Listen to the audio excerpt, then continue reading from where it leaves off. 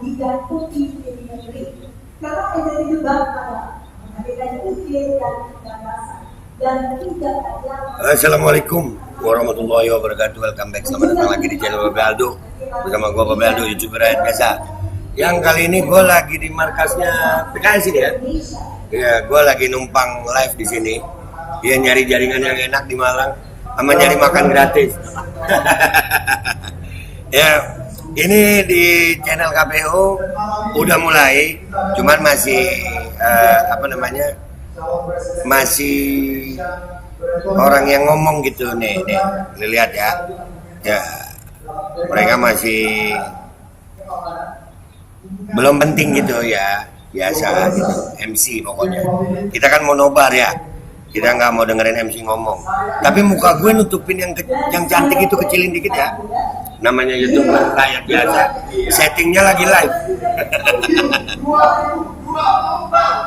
Nah, nih masih ya sambutan atau apa itu namanya, nggak tahu deh, masih pembukaan buat kalian. Jangan lupa di share. Ini enak di sini nih. Kenapa gue bilang enak? Karena ekspresinya luas kayak lapangan gue, nggak pakai meja gitu. Jadi ekspresinya di saat nih udah dipanggil dan calon wakil presiden dipanggil. Nomor urut 1 Bapak Haji Anies Rashid Baswedan PhD dan Bapak Dr. Honoris Causa Haji Abdul Muhaimin Iskandar. Berkenan Bapak menempati tempat duduk yang telah disediakan. Jangan lupa share guys.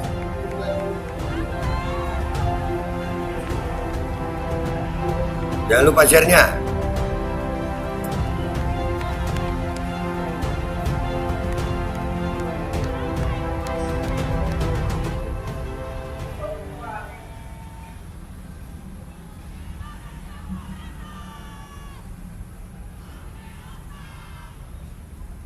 Baik, selanjutnya bicara pasangan calon presiden dan calon wakil presiden nomor urut 2. Selanjutnya, Bapak Haji Prabowo Subianto. inilah pasangan calon presiden dan calon wakil presiden nomor urut 2, Bapak Haji Prabowo Subianto dan Bapak Gibran Rakabuming Raka.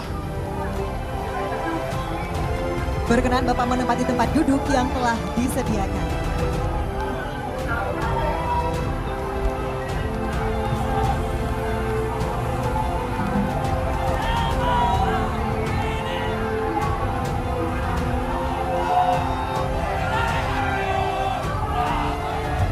Wih, ada Pak Prabowo, ada Gibran. Wih, ayo semua.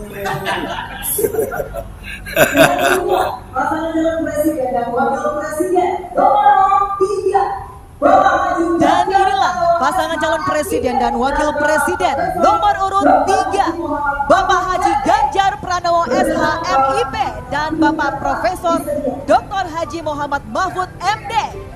Berkenan Bapak menempati tempat duduk yang telah disediakan.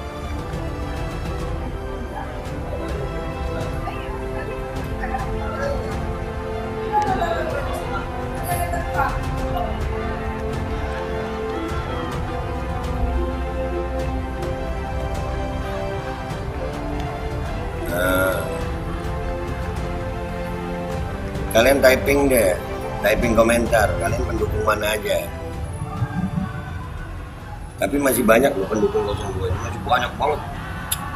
Iya. 2024 Samsul on fire. Ya, salaman senyum ya. Iya, Belsai. Iya, jadi kalau menang di 2024 nanti nama bayi itu rada keren, Samsul Belsai. Baik. Dan untuk mengawali acara bersama-sama kepada seluruh hadirin untuk menyanyikan lagu kebangsaan Indonesia Raya. Ayo Indonesia Raya. Indonesia Raya kita. Yang kami hormati, dimohon berdiri.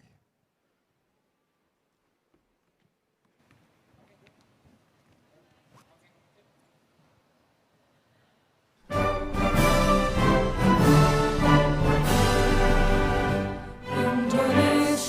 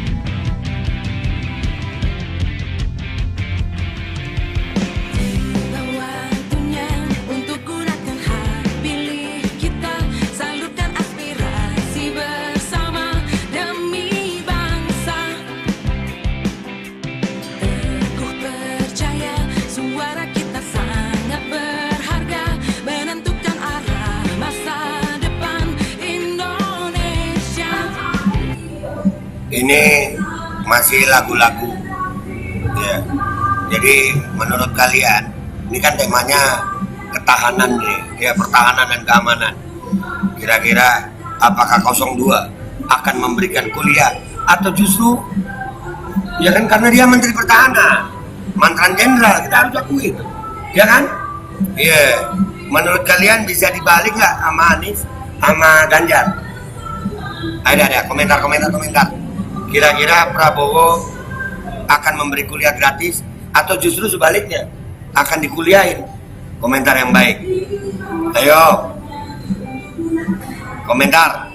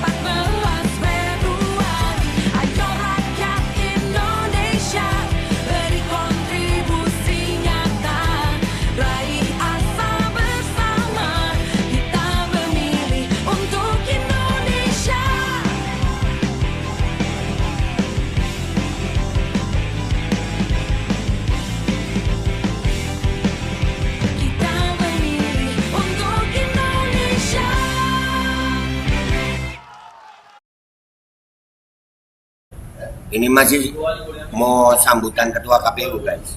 Ya, gua kadang-kadang mikir ketua KPU ini beneran apa? Hah? Iya, soalnya aduh. No, lu lihat ya ketua KPU nih. Banyak kali dugaan pelanggaran gitu, ya kan? Banyak kali ya kan? Bener nggak sih banyak? Banyak, bener. Banyak, ya. Surat suara di Taiwan. Ya, itu yang ngirim siapa? Kita kagak tahu. Ya ini beliau ini sambutan dia. Kalian mau dengerin sambutannya nggak? Nih dengerin kasihan. Nih. Yang kami hormati pasangan calon presiden wakil presiden nomor urut 2 Bapak Haji Prabowo Subianto dan Bapak Gibran Rakabuming Raka. Yang kami hormati pasangan calon presiden dan wakil presiden nomor urut 3 Bapak Haji Ganjar Pranowo dan Bapak Haji Muhammad Mahfud MD. Yang kami hormati Ketua dan para anggota Bawaslu, yang kami hormati Ketua dan para anggota DKPP, yang kami hormati rekan sejawat, para anggota KPU beserta Sekjen KPU dan jajaran, yang kami hormati para panelis, yang kami hormati saudara moderator, yang saya hormati ibu, bapak, saudara, tamu undangan, dan pemirsa yang berbahagia. Pertama-tama marilah kita memanjatkan puji syukur kehadirat Allah SWT, Tuhan yang Maha Kuasa, yang senantiasa melimpahkan rahmat dan nikmat kepada kita sekalian, terutama nikmat sehat walafiat, sehingga pada hari ini, hari Ahad, tanggal 7 Januari 2024, kita dapat bersama-sama hadir dalam acara debat calon presiden untuk pemilu 2024. Pada kesempatan ini kami ucapkan selamat datang, selamat mengikuti, menyaksikan dan menyimak dalam debat calon presiden pemilu 2024 untuk tema pertahanan, keamanan, hubungan internasional, globalisasi, dan geopolitik. Pada kesempatan nanti yang akan berdebat adalah masing-masing calon presiden. Oleh karena itu, kita semua nanti sama-sama menyaksikan, kita simak dengan sungguh-sungguh para pemilih yang menyaksikan melalui televisi untuk menjadi bahan pertimbangan dalam memilih nanti berkaitan dengan tema yang jadi perdebatan pada. Kami lebih mempertimbangkan bagaimana KPU menjadi wasit yang adil, Pak. Pada para panelis, itu Pak yang adil jadi wasit. Setuju nggak kalian? Menyusun pertanyaan yang akan dijadikan bahan untuk debat pada malam hari ini. Kami juga mengucapkan terima kasih kepada televisi penyelenggara yang akan menyiarkan debat calon presiden pada malam hari ini, dan juga saudara moderator yang akan memimpin dan memoderasi debat pada malam hari ini. Mari kita sejenak menundukkan kepala, berdoa dan bermunajat kepada Allah SWT, Tuhan yang Maha Kuasa. Dengan iringan doa semoga kita senantiasa diberikan kesehatan, diberikan kekuatan, diberikan kesabaran dalam menyelenggarakan pemilu. Semoga apa yang kita kerjakan mendapatkan ridho dan mendapatkan rahmat dari Allah SWT, Tuhan yang Maha Kuasa. Berdoa sesuai dengan agama dan keyakinan kita masing-masing, mulai.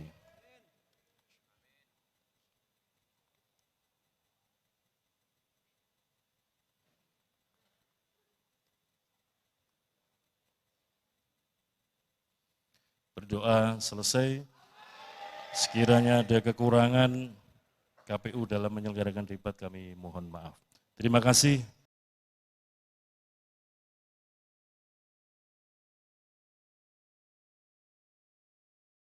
Atas dukungan semua pihak.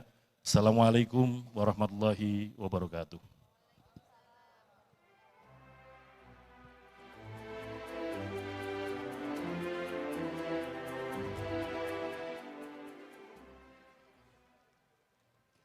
Terima kasih kami ucapkan kepada Ketua KPU Bapak Hashim Asyari. Bapak Ibu hadirin dan panelis, dan kami mohon berkenan panelis berdiri saat kami sebut namanya. Baik, yang pertama, Profesor Angel Damayanti PhD, Guru Besar Bidang Keamanan Internasional Visipol, Universitas Kristen Indonesia. Guri Maharani Safitri PhD, Dosen Hubungan Internasional, Ahli Kajian Industri Pertahanan, dan Ahli Teknologi Universitas Bina Nusantara. Profesor Evi Fitriani PhD, Guru Besar Ilmu Hubungan Internasional, Universitas Indonesia. LLM PhD, Guru Besar Hukum Internasional Universitas Indonesia, dan juga Rektor Universitas Jenderal Ahmad Yani. Imade Andi Arsana, STME PhD.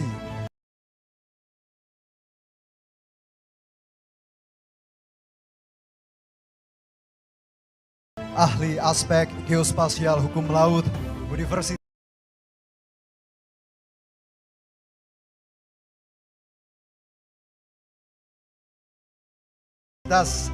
Gajah Mada.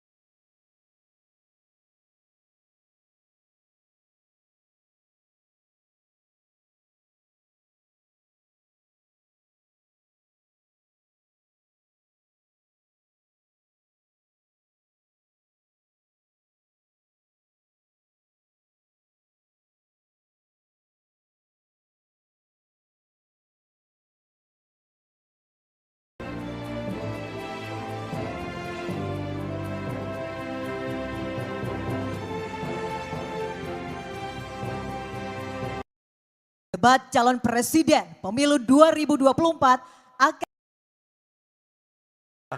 Selamat malam Anissa. Selamat malam Aryo. Baik, hadirin dan pemirsa, sebelum memulai debat ketiga calon presiden pemilu 2024, terdapat sejumlah tata tertib yang harus ditaati baik oleh hadirin yang ada di ruangan maupun yang berada di luar ruangan. Dan juga harus ditaati oleh seluruh pasangan calon presiden yang akan berdebat pada malam hari ini. Kita simak tata tertibnya berikut ini. Ketentuan debat tata tertib sebelum debat. Pakaian yang digunakan adalah bebas, sopan, dan rapi. Setiap tamu undangan harus menjaga ketertiban, keamanan, serta kebersihan. Dan tidak membawa barang-barang yang dilarang serta dapat membahayakan orang lain di lokasi debat. Yang dapat memasuki area debat hanya nama-nama yang sudah terdaftar dan memiliki undangan debat. Untuk pengantar atau pendamping tamu VIP, hanya diperbolehkan mengantar ke area debat. Tim kampanye pasangan calon menempatkan petugas yang dapat menjaga ketertiban dan keamanan selama debat berlangsung. Dalam debat, pendukung tidak diperkenankan membawa bahan kampanye dan alat peraga kampanye kecuali atribut yang melekat di badan. Selama acara debat berlangsung, tamu undangan wajib menjaga ketertiban dan tidak meneriakan yel-yel atau slogan dan melakukan intimidasi dalam bentuk ucapan maupun tindakan kepada pendukung pasangan calon, moderator, dan panelis. Selama debat berlangsung, handphone atau alat komunikasi dalam kondisi hening dan dilarang mengaktifkan flashlight. Dan selanjutnya kami akan memperkenalkan para calon presiden pemilu 2024. Kami mulai dari calon presiden nomor urut 1, Bapak Anies Rashid Baswedan.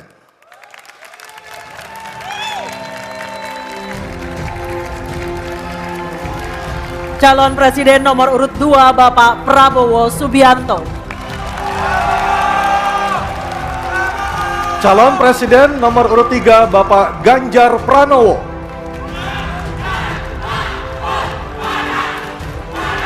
Dan langsung saja, harap tenang, mohon maaf harap tenang. Dan langsung saja kita mulai debat calon presiden pemilu 2024. Dan pada sesi pertama kita akan mendengarkan. Maafin tadi ada jaringan, kendala jaringan dikit. 24. Jika pada debat kedua dimulai dari pasangan calon nomor urut 2, maka di debat ketiga kali ini kesempatan pertama akan diberikan kepada calon presiden nomor urut 3 dan para calon presiden bisa menggunakan ada 2 buah mikrofon yang tersedia baik di podium dan juga ada handy mic yang diletakkan di atas podium dan juga ghost neck yang telah tertempel di podium. Untuk itu kami persilakan calon presiden nomor urut 3 Bapak Ganjar Pranowo menyampaikan visi misi dan program kerja. Kami persilakan Bapak untuk menuju ke podium. Dalam waktu 4 menit dimulai saat Bapak berbicara. Ya. Lagi. Ketemu siapa?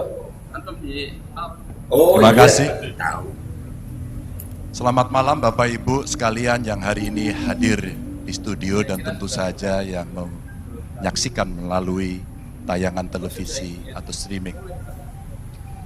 Kami membaca sekaligus mencatat persoalan luar negeri, pertahanan keamanan, dan tentu saja dari 3 ini kami akan menyampaikan poin per poin. Yang pertama terkait dengan politik luar negeri kita. Politik luar negeri kita adalah alat untuk negosiasi terhadap dunia luar, tapi kepentingan nasional harus nomor 1. Kenapa itu menjadi penting? Karena kita mesti betul-betul bisa melakukan redefinisi terhadap politik luar negeri yang bebas aktif, yang disesuaikan dengan kondisi kekinian. Ini penting karena apa? Karena kita perlu untuk memilih, memilah, dan memprioritaskan yang menjadi kekuatan, keinginan dari bangsa dan negara ini. Rakyat butuh bekerja. Rakyat butuh lapangan kerja lebih banyak. Investasi harus lebih banyak. Maka kita mesti memperkuat infrastruktur diplomasi kita, duta besar, para diplomat, dan tentu saja inilah yang mesti kita berikan penugasan-penugasan untuk membereskan persoalan-persoalan kepentingan ekonomi nasional dalam konteks kekinian. Dan tentu saja kita tidak pernah lupa, Indonesia selalu setia pada kesepakatan yang pernah diambil. Dekolonisasi yang dilakukan mendorong, meyakinkan kita semua untuk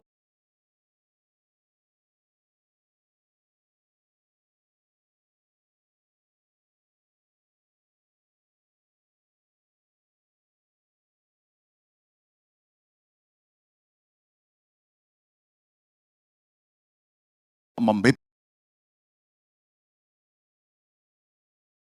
seluruh bangsa tanpa boleh mengintervensi satu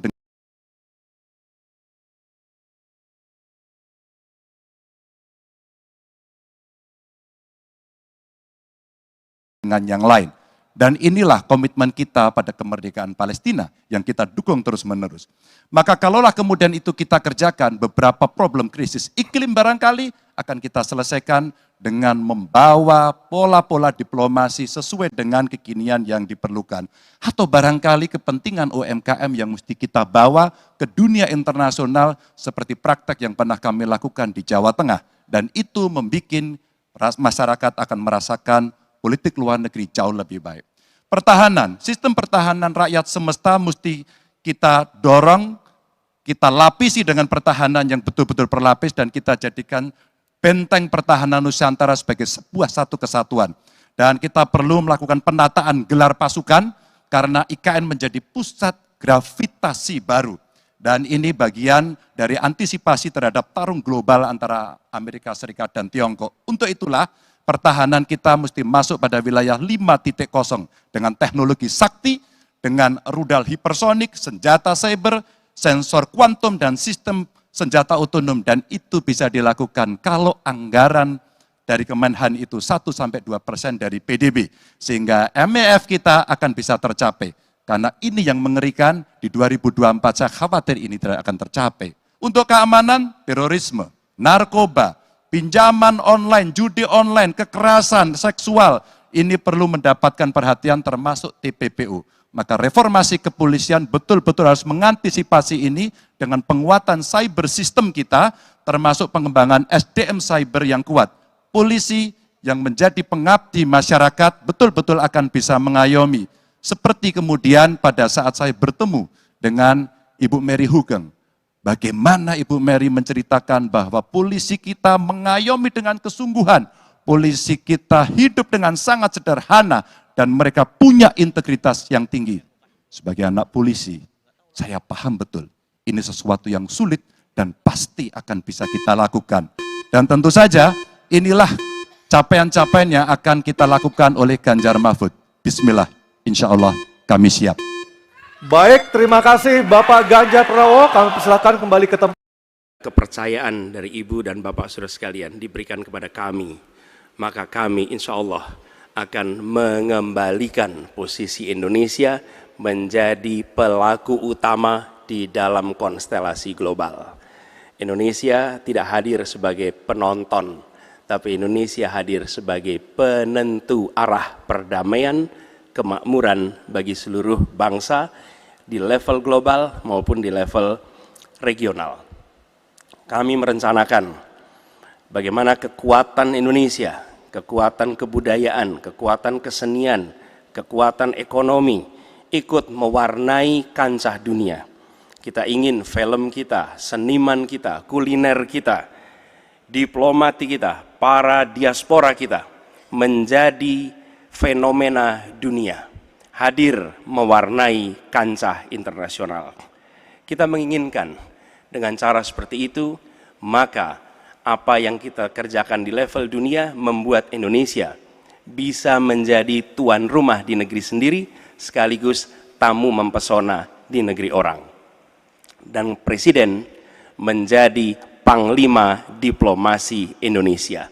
Bukan hanya hadir dalam forum-forum, tapi hadir mewarnai, hadir serius memperjuangkan amanat, termasuk amanat terpenting, menghapuskan penjajahan di muka bumi. Bukan sekedar statement dalam upacara, tapi Presiden dan seluruh jajaran diplomasi bekerja keras untuk itu, khususnya untuk Palestina. Tapi dalam kenyataannya, kita bicara tentang pertahanan di sisi lain. Kita menghadapi tantangan yang tidak kecil. Dalam beberapa tahun terakhir ini, Lebih dari 160.000 orang meninggal, bukan karena serangan militer, tapi karena serangan virus. HP kita, komputer kita, diserang oleh cyber attack. Lebih dari 800 juta cyber attack. Perdagangan manusia, perdagangan anak. Bagaimana perempuan, anak-anak menjadi korban, lebih dari 3.000 orang. Dan narkoba menyerbu Indonesia. 4,8 juta orang terpapar narkoba. Keluarga-keluarga kita menderita karena narkoba ini. Dan itu pedih sekali. Itu tingkat keluarga. Pencurian ikan, pencurian pasir, itu menandakan bahwa kita kebobolan. Dan lebih jauh lagi, ironisnya, Kementerian Pertahanan menjadi kementerian yang dibobol oleh hacker di 2023. Sebuah ironi, karena itu kita ingin mengembalikan. Dan 700 triliun anggaran Kementerian Pertahanan tidak bisa mempertahankan itu, justru digunakan untuk membeli alat-alat alutsista yang bekas. Di saat tentara kita lebih dari separuh tidak memiliki rumah dinas, sementara menterinya punya, menurut Pak Jokowi, punya lebih dari 340 hektar tanah di Republik ini. Ini harus diubah.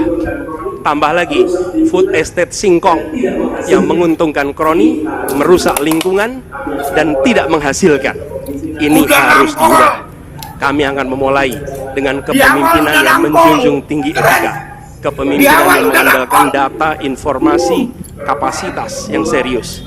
Kita ingin Republik ini berperan di level global, dijaga secara serius untuk rumah tangga, untuk nasional, sehingga kewibawaan kita adalah kewibawaan berdasarkan kekuatan. Untuk itu kita butuh perubahan. Terima kasih. Assalamualaikum warahmatullahi wabarakatuh. Waalaikumsalam. Baik, terima kasih Bapak Anies Baswedan, dipersilakan kembali ke tempat. Harap tenang. Pelan-pelan Pak Anies. Harap tenang dulu. Pak, pelan-pelan Pak Anies. Baru di awal udah Kemenhan kena virus, singkong gagal. Lanjut. Podium menyampaikan visi misi dan program kerja. Harap tenang, ada waktunya. Harap tenang. Waktu Anda 4 menit dimulai ketika Bapak berbicara, silakan. Bismillahirrahmanirrahim. Assalamualaikum warahmatullahi wabarakatuh. Salam sejahtera kita sekalian. Shalom, Om Swastiastu, Namo Buddhaya, salam kebajikan.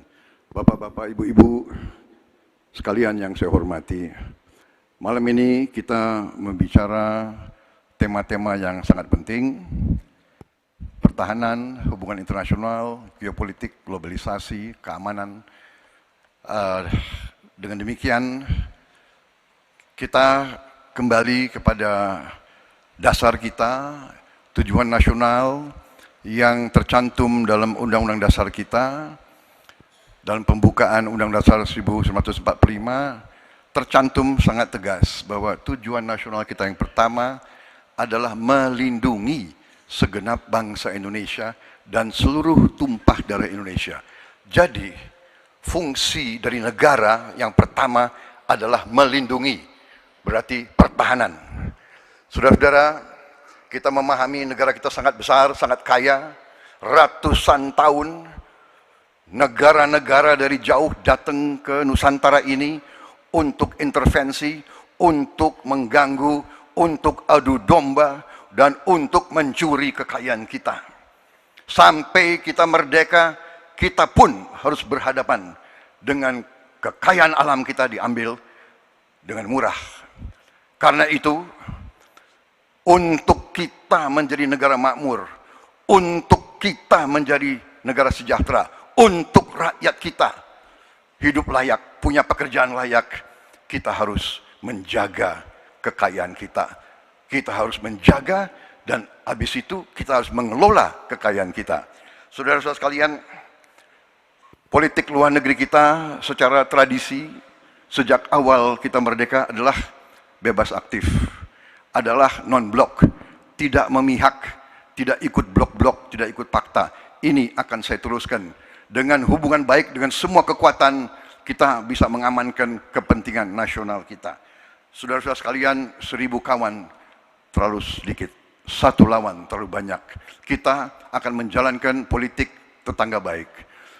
Saudara-saudara sekalian, kita bertekad harus punya pertahanan yang kuat. Mungkin ada yang asal bicara, tanpa data, ya kan? Mungkin didorong oleh ambisi yang menggebu-gebu sehingga tidak objektif.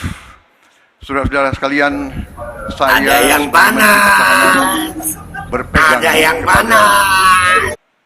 Doktrin kepada strategi nasional dan semuanya adalah atas dasar kepentingan bangsa dan rakyat Indonesia, dan saya mampu mempertanggungjawabkan, dan saya berkeyakinan hanya dengan pertahanan yang kuat kita akan dihormati, kita akan menjaga kepentingan nasional kita. Kalau kita buka buku ilmu pengetahuan yang paling dasar, kekuatan nasional harus ada kekuatan militer. Tanpa kekuatan militer, sejarah peradaban manusia mengajarkan bahwa bangsa itu akan dilindas seperti di Gaza sekarang ini. Akan diambil kekayaannya, akan diusir dari tanah airnya. Tidak bisa tidak, kita harus kuat. Kita harus kuat. Terima kasih. Wassalamualaikum warahmatullahi wabarakatuh. Baik, waalaikumsalam warahmatullahi wabarakatuh. Kami persilakan kembali Pak Prabowo, kita berikan apresiasi yang paling meriah untuk para calon presiden pemilu tahun 2024. Sekarang diperbolehkan, silakan. Kami perbolehkan, silakan berikan apresiasi yang paling meriah. Oke, Aryo, tadi kita sudah dengarkan seperti apa visi misi dan program kerja dari para calon presiden. Nah, setelah jeda cukup. Cukup. Mohon tenang, tenang. Gua suka ya. Gua suka banget nih. Di awal Anies sudah nampol duluan. Ya, Kemenhan kena virus. Terus nggak usah cerita pertahanan kalau nanam singkong aja gagal. Gimana mau kuat ya? Singkong. Ini telo. Ini telo. Ini kacang. Ini pisang. Ya, bentar. Red. Ini hilangin dulu. Nah, jadi kameranya yang ini sekarang. YouTuber biasa aja. Guys. Gimana kalian guys? Ini audionya matiin. Ini disetting begini. Ya, gua seneng nih. Ya begini debat gitu. Ya, kalau debat cawapres kemarin, Caimin sama Pak Mahfud terlalu akhlak. Iya. Lu kalau mau akhlak lu kondangan, jangan debat. Debat itu begini debat. Namanya debat, pertarungan argumen gitu. Ini Bang, nama apa nih? Studio dadakan nih tempatnya. Iya, lumayan banyak yang nonton. Iya. Soalnya mungkin kalian nonton gue kenapa guys? Karena asik sama ekspresi gue ya. Nah, gue baca dulu dah. Iya, panas di awal panas. Bagus. Itu sesuatu yang bagus. Salut buat Anies. Terusin. Gas.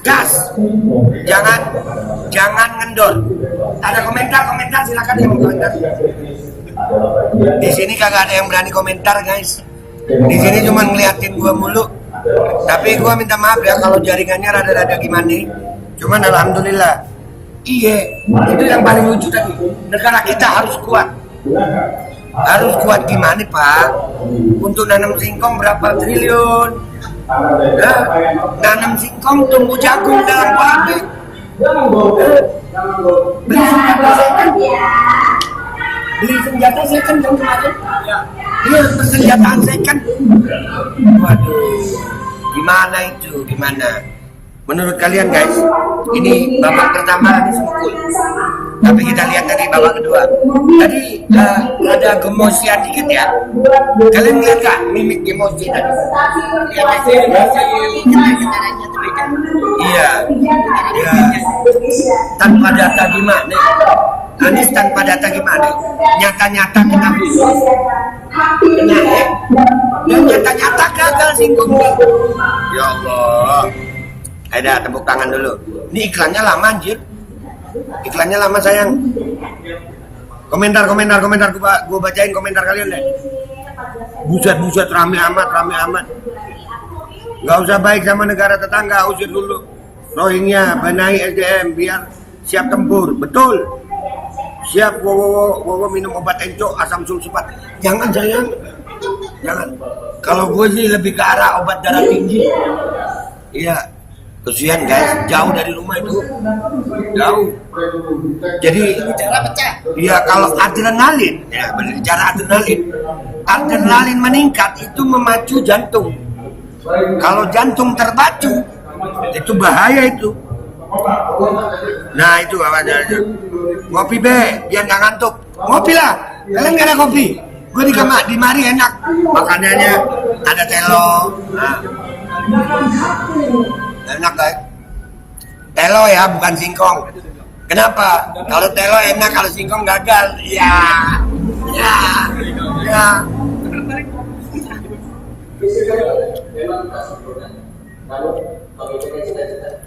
Kekayaan yang dijaga, cipirit lah.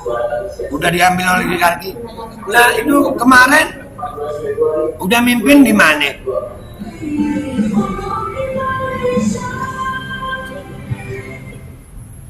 Iya, yang di Papua gimana ya kan? Cerita mempertahankan. Lu udah mimpin 5 tahun, woi. Yang di Papua gimana? Kan gitu ya. Gitu ya. Ini untung debatnya debat capres, guys. Kalau debat pendukung gua mau ikut. Serius. Debat pendukung gua mau ikut. Soalnya beda ya antara pendukung sama penjilat.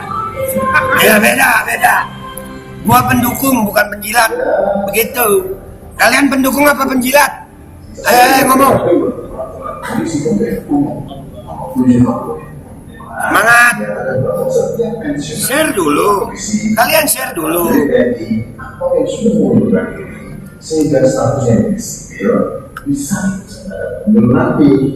Buset, muka si Bowo tegang katanya. Iya. Gue yakin nih, baru kali ini di dalam tim debat ada tim medis nih kayak. Serius, ada tim medis. Ambulans standby. Ya bahaya, jantung bahaya. Ngopi lu.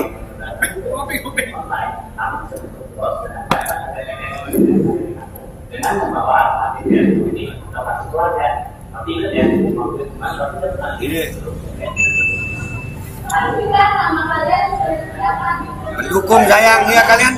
Woi kalian yang 01 jangan jadi penjilat ya. Jadi pendukung.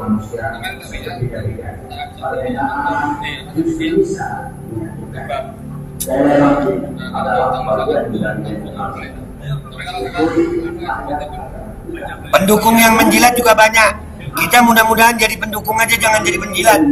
Karena kalau penjilat itu, kalau nggak ada duitnya mereka nggak mau dukung. Tapi kalau ada duitnya, biar modal Samsul juga didukung. Ya itu beda.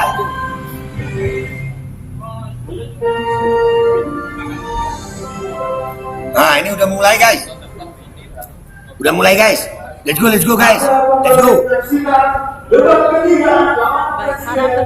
harap tenang. Tenang dulu. Acara harus kita lanjutkan terlebih dahulu. Para hadirin, Bapak dan Ibu sekalian, kita sepakat ya untuk menjaga ketertiban. Baik, kepada 3 calon presiden, Bapak Anies Baswedan, Bapak Prabowo Subianto, dan Bapak Ganjar Pranowo dimohon maju ke podium. Kami persilahkan. Dan pada segmen kedua ini, calon presiden akan menjawab pertanyaan yang telah dibuat 11 orang panelis yang telah dipilih oleh KPU yang berada di sebelah kiri dan kanan saya.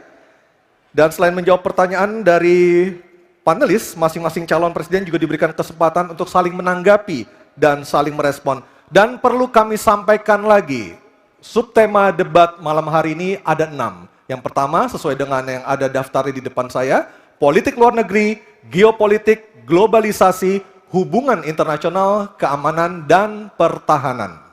Hadirin sekalian, pada segmen pertama penyampaian visi misi dimulai dengan calon presiden nomor urut 3, maka di segmen kedua ini pendalaman visi misi dan program kerja akan dimulai dengan calon presiden nomor urut 1. Dan kami persilahkan Profesor Angel Damayanti, salah seorang dari panelis, untuk mengambil pertanyaan subtema di dalam fishbowl. Dan nanti diperlihatkan Bu Angel ke moderator dan ke kamera. So, pertanyaan apa yang diambil oleh Ibu Angel Damayanti? Pertahanan. Pertahanan. Baik.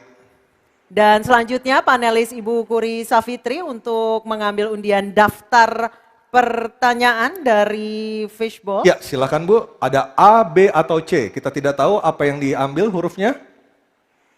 Huruf C.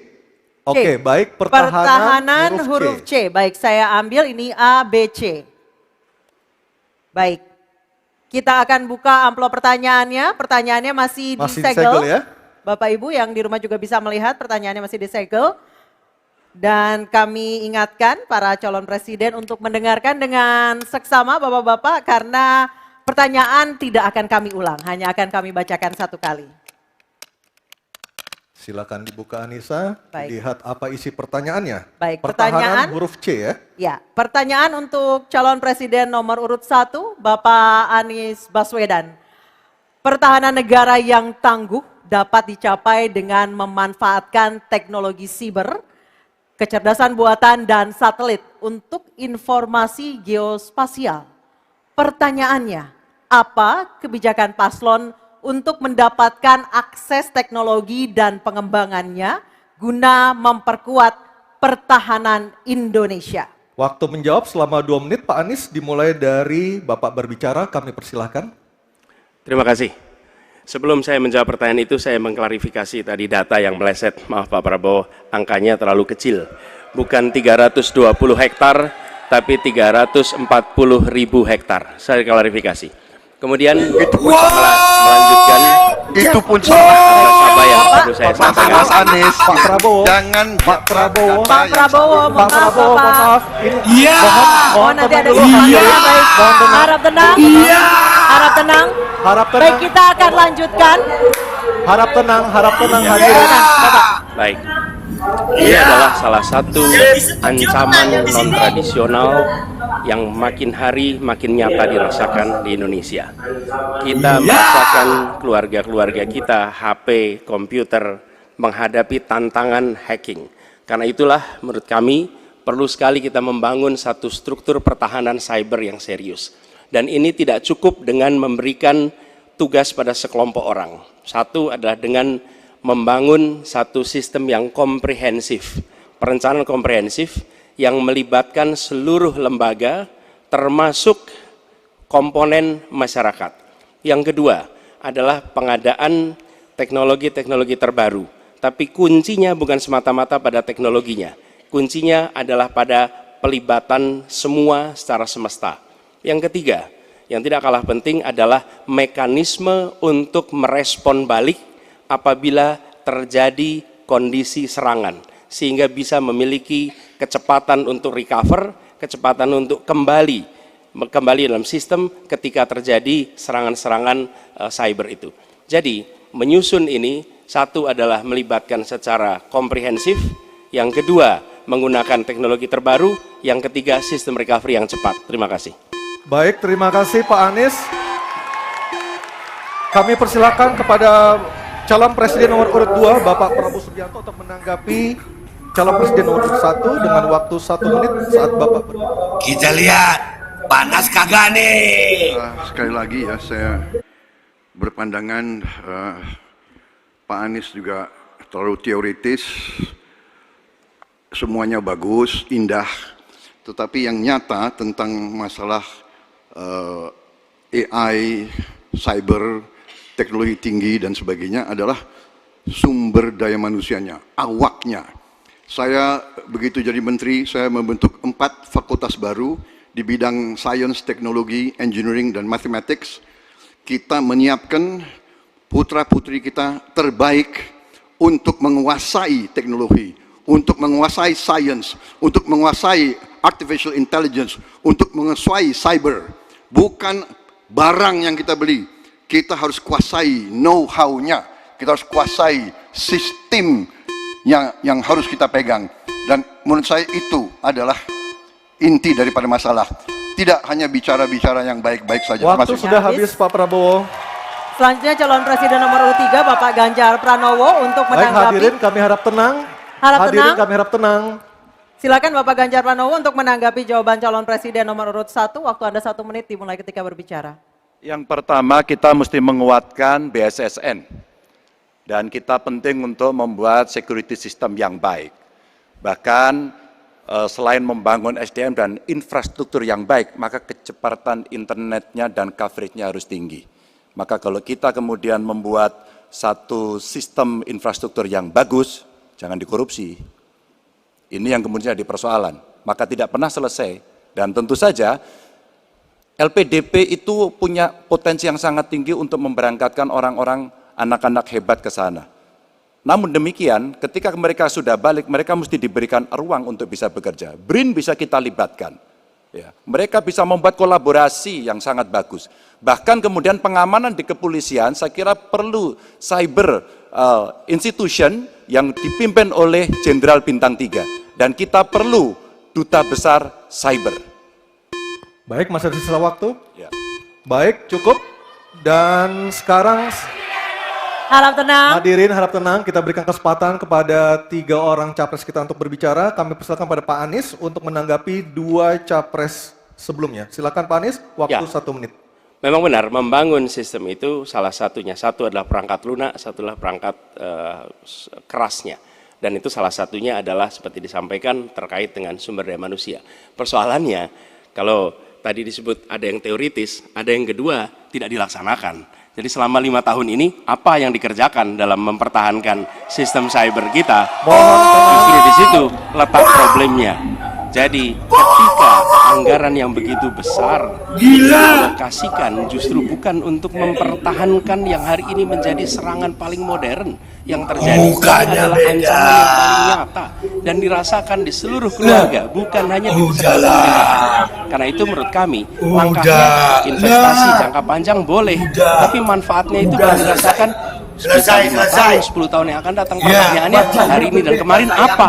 Dan itulah yang menjadi fokus kita. Segera siapkan sistemnya, segera siapkan orangnya, segera siapkan langkahnya. Baik, masih ada waktunya Bapak. Waktu habis. Baik, terima kasih. Harap tenang Bapak Ibu, Harap tenang, hadirin yang ada di acara sini. masih harus kita lanjutkan. Harap tenang Kita Bapak sudah dan Ibu. dengarkan bersama-sama tadi tata tertibnya seperti apa, mohon tenang.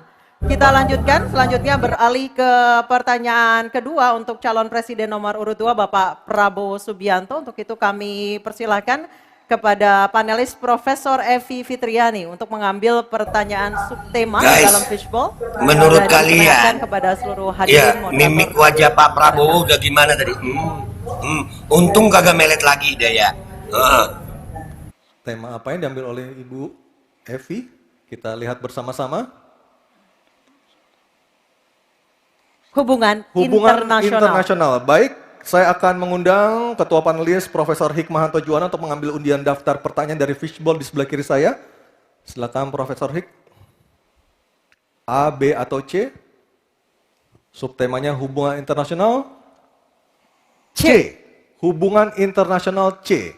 Oke. Baik, kita akan lihat hubungan internasional C. Ya, baik, silakan Anissa. Masih tersegel. Masih tersegel dengan rapi. Bapak Ibu bisa melihat masih tersegel dengan rapi. Kita akan buka amplop pertanyaan sesuai dengan undian. Kami ingatkan kembali para calon presiden untuk mendengarkan dengan seksama karena pertanyaan tidak akan kami ulang. Pertanyaan untuk calon presiden nomor urut 2 Bapak Prabowo Subianto. Sebagai inisiator Dasar-Sila Bandung 1955, Indonesia menginspirasi dunia dalam membangun kerjasama selatan-selatan. Pertanyaannya, apa strategi paslon untuk menyusun peta jalan yang lebih konkret dalam memperkuat kerjasama tersebut? Waktu menjawab 2 menit Pak Prabowo, kami persilahkan.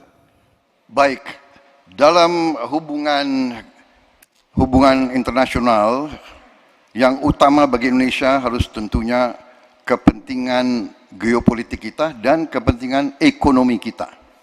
Karena itu yang utama adalah kita harus memperkuat ekonomi dalam negeri Indonesia. Kita harus menjaga kekayaan kita, kita harus mengelola kekayaan kita harus hilirisasi supaya nilai tambah berpuluh-puluh kali naik, kita kumpulkan kekuatan aset-aset dan keuangan kita, kita sejahterakan rakyat kita, baru kita akan disegani, kita akan didengar oleh semua negara, terutama negara-negara selatan. Kita sekarang pun sudah jadi panutan bagi banyak negara di Afrika. Begitu banyak negara di Afrika sekarang melihat ke kita, datang ke kita, minta belajar dari kita, karena kita dianggap negara selatan yang cukup berhasil. Inflasi rendah, pertumbuhan masih ada, neraca perdagangan kita bagus, surplus perdagangan mungkin 5 tahun berturut-turut, kita sekarang jadi panutan.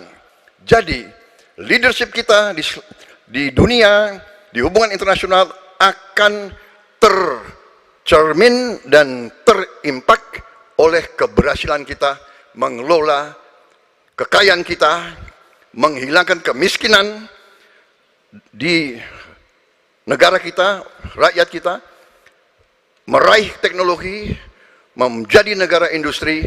Itu yang akan membuat kita memimpin dunia selatan. Terima kasih. Baik, terima kasih Pak Prabowo. Hadirin mohon tenang, kami persilakan kepada Pak Ganjar untuk menanggapi jawaban dari Pak Prabowo dalam waktu 1 menit dimulai saat Bapak berbicara. Kami persilakan Pak Ganjar. Selatan-selatan kita punya potensi yang hebat. Kita punya sumber daya alam yang sangat bagus. Kalaulah kita mau konsentrasi saja untuk bisa menuntaskan kekuatan yang berbasis pada sumber daya alam, ambil satu saja, teknologi baterai. Maka kalaulah kemudian kita akan bekerja sama dengan selatan-selatan, nikel kita miliki. Tapi boksit, ya, kita bisa share dengan beberapa negara yang lain. Ada juga litium umpama dengan Argentina. Maka kalau kemudian ini kita konsentrasikan penuh, betapa kekuatan ekonomi akan besar, ini menciptakan lapangan kerja, dan kita menyiapkan jemput bola SDM yang unggul untuk bisa meraih itu, dan kekuatan itu akan berimbas kepada rakyat kecil. 1, butuh lapangan kerja, 2, dia butuh daya beli yang baik, dan yang ketiga, mereka butuh pekerjaan karena ada lapangan kerja yang disediakan oleh pemerintah. Baik, waktunya habis. Baik. Harap tenang. Harap tenang. Selanjutnya giliran calon presiden nomor 1 Bapak Anies Baswedan untuk menanggapi. Waktu Bapak 1 menit dimulai ketika berbicara. Penjelasan tadi tidak menggambarkan tentang peran Indonesia di selatan-selatan. Itu hanya menggambarkan apa yang disampaikan Pak Prabowo tentang bagaimana kita membangun Indonesia. Dan ketika kita membangun dengan baik tidak otomatis lalu jadi contoh. Yang harus dilakukan adalah seperti yang dilakukan ketika era Bung Karno pada waktu itu, Ali Sastroamidjojo. Apa yang dikerjakan? Merangkul semua. Membawa apa yang menjadi agenda selatan-selatan, bukan menceritakan agenda kita. Semua orang bisa baca di Google tentang apa yang kita kerjakan. Tapi kalau kita menjangkau pemimpin-pemimpin selatan-selatan dan presiden menjadi panglima diplomasi, bukan sekedar hadir di forum-forum menjadi salah satu penonton, salah satu hadirin, tapi datang ke sana membawa ini agenda selatan-selatan. Apa misalnya? Kita berhadapan dengan climate crisis, yang biaya untuk menghadapi climate crisis itu tinggi sekali. Dan ketika kita bicara dengan selatan-selatan, yuk kita bicara dengan utara, bagaimana membiayai climate crisis sebagai satu kesatuan. Indonesia jadi pemimpin selatan-selatan. Yes! Baik. Yes! Baik, tenang. Hadir. Siapin 6 bulan. Tim medis. Berikan kesempatan kepada Bapak Prabowo untuk menyampaikan tanggapannya atas jawaban dari 2 capres sebelumnya. Kami persilakan Pak dalam waktu 1 menit. Saya kok banyak setuju dengan Pak Ganjar ya. Ya, kalau benar masuk akal, saya setuju. Kalau ngomong ya kumaha. Ya, jadi Pak, ini lagi debat. leadership, Bisanya apakah ngomong. negara, apakah perorangan, tapi terutama juga negara harus dengan contoh ingarso sung telodo. Kita mau mimpin, kita mau bawa agenda, kita mau cerita itu cerita, omon, ya. Tak bisa.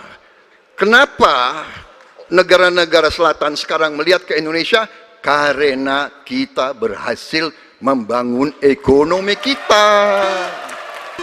Jadi tidak hanya omon, kerjanya omon saja, nggak bisa, tidak bisa. Baik. Waktu habis, Ingar Pak Prabowo, Sungtulodo. waktu habis. Baik, harap tenang dulu, kita akan Pak, kita tahu ini acara debat. Yang namanya debat, yang ngomong. Kalau begini-begini, acara dugem. Kalau omon-omon, itu apa kabar singkong? Nah, untuk mengambil pertanyaan subtema di dalam fishbowl dan setelah terambil boleh langsung diperlihatkan. Ya. Sudah ada 2 subtema yang kita bahas. Ini adalah yang ketiga, Anissa ya, dan juga pemirsa. Subtema apa yang diambil? Keamanan. Keamanan. Baik. Untuk melengkapinya, saya akan mengundang panelis Dr. Ian Montratama untuk mengambil undian daftar pertanyaan dari fishbowl di sebelah kiri saya. Kita akan lihat huruf apa yang diambil oleh Dr. Ian Montratama. Huruf C. Oke. Keamanan huruf C, Anissa. Keamanan huruf C. Di Oke. depan, iya. C. Masih tersegel. Masih tersegel. Oke, silakan Aryo. Baik, saya buka keamanan huruf C. Dari suara juga masih tersegel. Masih tersegel dengan rapi. Baik, ini adalah pertanyaan untuk calon presiden nomor urut 3, Bapak Ganjar Pranowo. Kewenangan institusi di sektor keamanan sangat penting, namun masih terjadi tumpang tindih. Pertanyaannya, bagaimana komitmen paslon terhadap penataan institusi pertahanan dan keamanan? Terima kasih. Membereskan yang tumpang tindih. Dan itu harus dimulai dari pemimpin yang punya komitmen untuk membereskan. Siapa dia? Pemimpin tertinggi, Presiden. Maka kalaulah kemudian kita bicara pertahanan yang ada di laut, maka sekian lembaga yang ngurus laut mesti disatukan dalam sebuah wadah Coast Guard. Ketika kita bicara keamanan dan tumpang tindih, maka keamanan wilayahnya ada di kepolisian. Saya mengapresiasi umpama dalam konteks terorisme, 2023 relatif tidak ada. Kita berikan apresiasi itu kepada kepolisian. Ketika kemudian terjadi pada situasi belahan Indonesia yang lain yang membutuhkan, katakan bantuan dari TNI, maka disitulah kemudian on call mereka. Kami butuh bantuan, maka dibantu.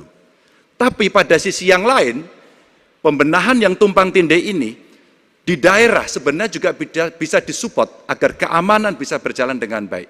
Siapa mereka pelaksana di daerah? Forkompimda. Kita tidak pernah membiarkan situasi negara diurus oleh pusat saja.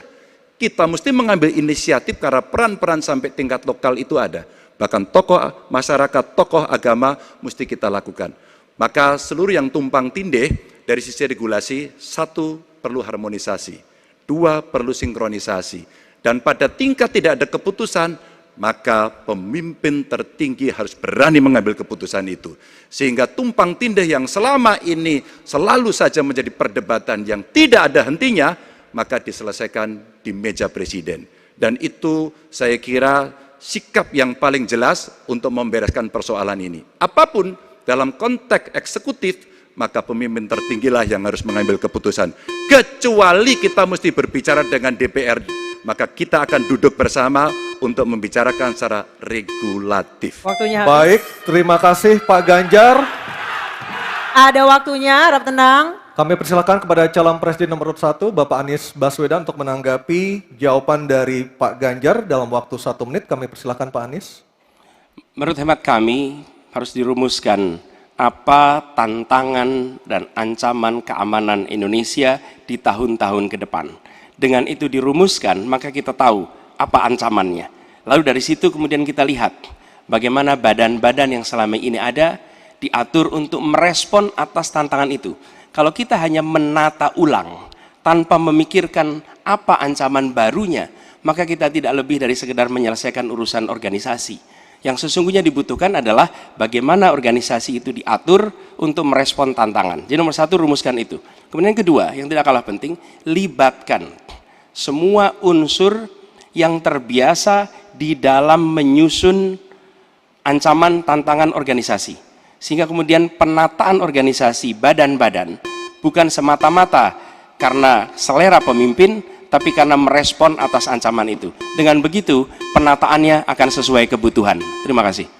Waktu 1 menit sudah habis. Baik, terima kasih. Selanjutnya giliran calon presiden nomor urut 2, Bapak Prabowo Subianto. Hadirin kami harap tenang terlebih dahulu. Ada waktunya untuk menanggapi jawaban dari Capres nomor urut 3. Waktu Bapak 1 menit dimulai ketika berbicara. Baik ya, sekali lagi saya harus mengatakan, saya kok banyak sependapat dengan Pak Ganjar. Jadi benar tumpang tindih harus diselesaikan oleh pimpinan tertinggi dan itu saya kira bisa ya. Tapi benar saya juga harus mengatakan kita harus apresiasi prestasi TNI dan prestasi Polri dalam menjaga pertahanan keamanan, dalam mengatasi berbagai peristiwa-peristiwa yang pelik. Harus kita akui, menghadapi terorisme, bom Bali, Peloso dan sebagainya. Untuk itu saya kira kalau saya dapat mandat, saya akan perbaiki kualitas hidup TNI, kualitas hidup Polri, memimpin supaya TNI dan Polri menjadi yang terbaik yang bisa kita bangun. Dengan keunggulan TNI dan Polri, Polri langsung di bawah Presiden, kita akan berbuat yang terbaik untuk rakyat kita. Terima kasih. Selanjutnya kita kembali ke calon presiden nomor urut 3, Bapak Ganjar Pranowo untuk merespon tanggapan dari kedua capres tadi. Waktu Anda 1 menit dimulai ketika berbicara, silakan. Ketika overlap kelembagaan ditanyakan kepada saya, maka saya sudah pelajari apa yang ada. Data, kondisi sosiologis, konflik antar kelembagaan, itu bukan tiba-tiba turun dari langit. Karena kami sudah baca datanya, kami melihat prakteknya, pengalaman kami 10 tahun di DPR dan 10 tahun di gubernur, cukuplah sudah untuk membuat analisis kondisi sosiologis yang ada. Maka tidak perlu lagi kita akan mengundang lebih banyak orang untuk meneliti starting from zero. Ini starting from the end. Dan kemudian kita mesti memutuskan cepat.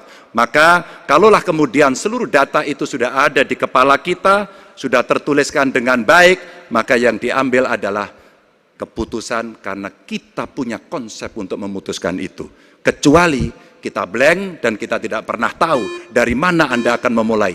Karena saya tahu dari mana itu memulai. Terima kasih. Baik, terima kasih Pak Ganjar. 3 capres sudah memberikan jawabannya di segmen ini. Kita akan jeda terlebih dahulu dan kita masih akan terus kembali, Anissa ya. Betul. Sejumlah gagasan nanti akan kembali disampaikan oleh para calon presiden 2024 dalam jawaban dan tanggapan para calon presiden. Kita nanti usai jeda dan pemirsa tetap bersama kami di debat ketiga calon presiden pemilu tahun 2024. Oke guys, kembali lagi bersama kita. Ya, jadi Bapak omon-omon kita tadi itu, beneran. Ternyata di sini rame guys, cuman kamera gua nggak bisa gerak. Waalaikumsalam, ada sambutan di sono guys. Bentar ya, ada sambutan di sono. Intinya, ya Bapak omon-omon tadi. Oke, kita dengerin dulu ini. Alhamdulillah pada malam hari ini kita semua bisa hadir di acara nobar ya, nonton bareng debat capres yang kedua ya, kalau capres itu kan ada 3 kali ya, yang kedua. Tapi kalau debatnya sendiri ada 5 kali ya. Gitu. Ya moga-moga kita semua selalu sehat semua. Gitu. Amin. Amin. Mendapatkan hidayah pertolongan dari Allah. Kelihatan lu. Kelihatan lu banget. Semoga kesehatan serta bisa lebih kesamaan dan semoga kita untuk memulai acara yang luar biasa pada malam hari ini, mari kita buka. Ya. Tadi belum dibuka ya, jadi nunggu lumayan dulu baru kita buka. Gitu. Baik, Bapak Ibu sekalian, mari kita buka acara pada malam hari ini dengan sama-sama baca surat Al-Fatihah. Fatihah.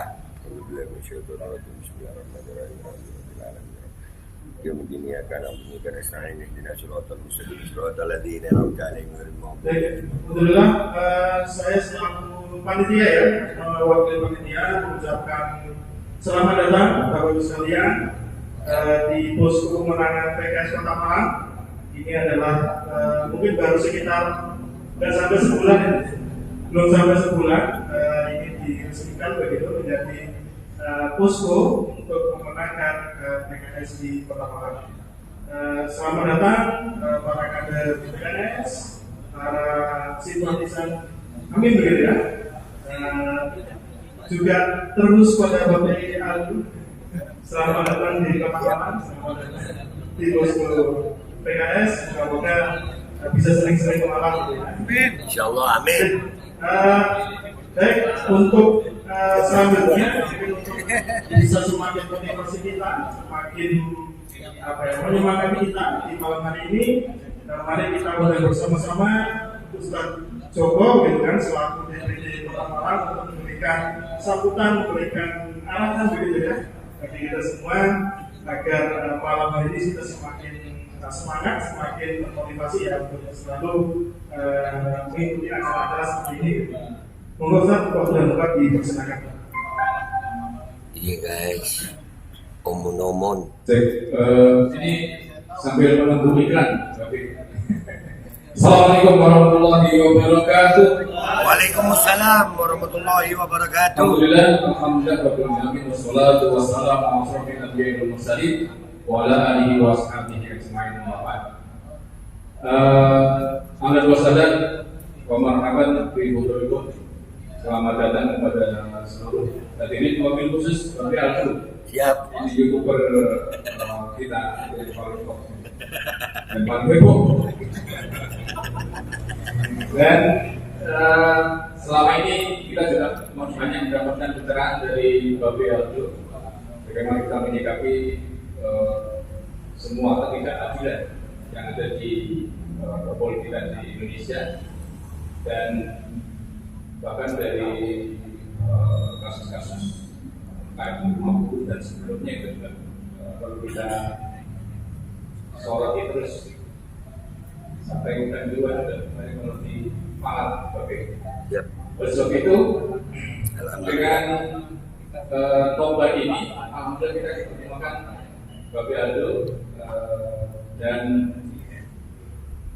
sebenarnya kita sudah 3 kali Oktober ini di sini, ketepatan yang hari ini kita kemarin rekomendasinya seluruh DPC dan struktur itu membuat Oktober semua, sehingga yang dari sini biasanya kemarin penuh, bisa jadi karena di tempat masing-masing buat Oktober di kecamatannya masing-masing.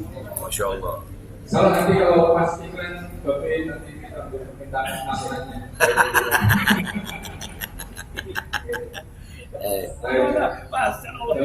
Mohon maaf kalau ada sajian. Anaknya Ustaz Abu Bakar Abdi. Dan alhamdulillah terima kasih ke yang bisa sudah memberikan supportnya kepada kita semua pada malam hari ini. Alhamdulillah. Semoga apa yang dihadirkan pada kesempatan kali ini Allah Subhanahu wa Ta'ala, dan amin dimenangkan oleh Allah. Amin. Dan kita menjadi pejuang perubahan dan menjadi saksi bahwa kita termasuk andil dalam kemenangan Anies Baswedan dan Gus Muhaimin menjadi presiden dan wakil presiden Indonesia. Allahumma amin. Allahumma amin. Saya rasa itu yang bisa saya sampaikan. Terima kasih atas kehadirannya, dan panitia lebih baik kalau untuk fasilitas, dan semoga untuk debat-debat berikutnya kita juga bisa melayani untuk umum. Amin. Wabillahi taufiq wal hidayah.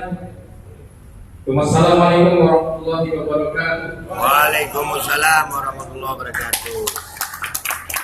Pas waktunya guys, udah mulai debatnya guys. Dan kami ingatkan sekali lagi kepada hadirin yang berada di dalam ruangan ini, dimohon untuk tenang dan tidak mengganggu maupun mendistract para capres yang sedang menjawab. Dan kita sama-sama menghormati hak berbicara, kesempatan berbicara bagi ketiga calon presiden kita malam hari ini. Setuju ya? Sepakat ya? Hadirin ya? Sepakat bisa semua? Bisa dijaga ya semua ya? Baik, baik. Kita akan lanjutkan acara kita malam hari ini. Kita sepakat untuk menjaga ketertiban. Baik, dimohon tenang, baik. Kepada 3 calon presiden, Bapak Anies Baswedan, Bapak Prabowo Subianto, dan Bapak Ganjar Pranowo. Kita sudah sepakat, Bapak-Bapak, Ibu-Ibu. Sepakat tadi untuk menjaga ketertiban. Oke, kami mohon untuk menuju ke podium, Bapak-Bapak.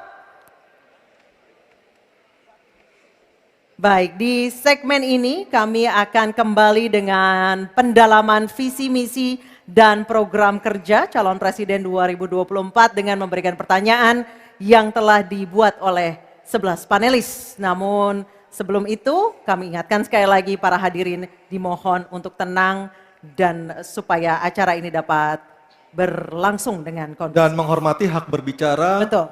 Calon presiden yang sedang berbicara, misalnya. Dan untuk segmen ketiga ini pertanyaan dimulai untuk calon presiden nomor urut 2 Bapak Prabowo Subianto, dan kami persilakan kepada panelis Ibu Iren Gayatri untuk mengambil undian subtema pertanyaan di dalam fishbowl. Kami persilakan Bu Iren.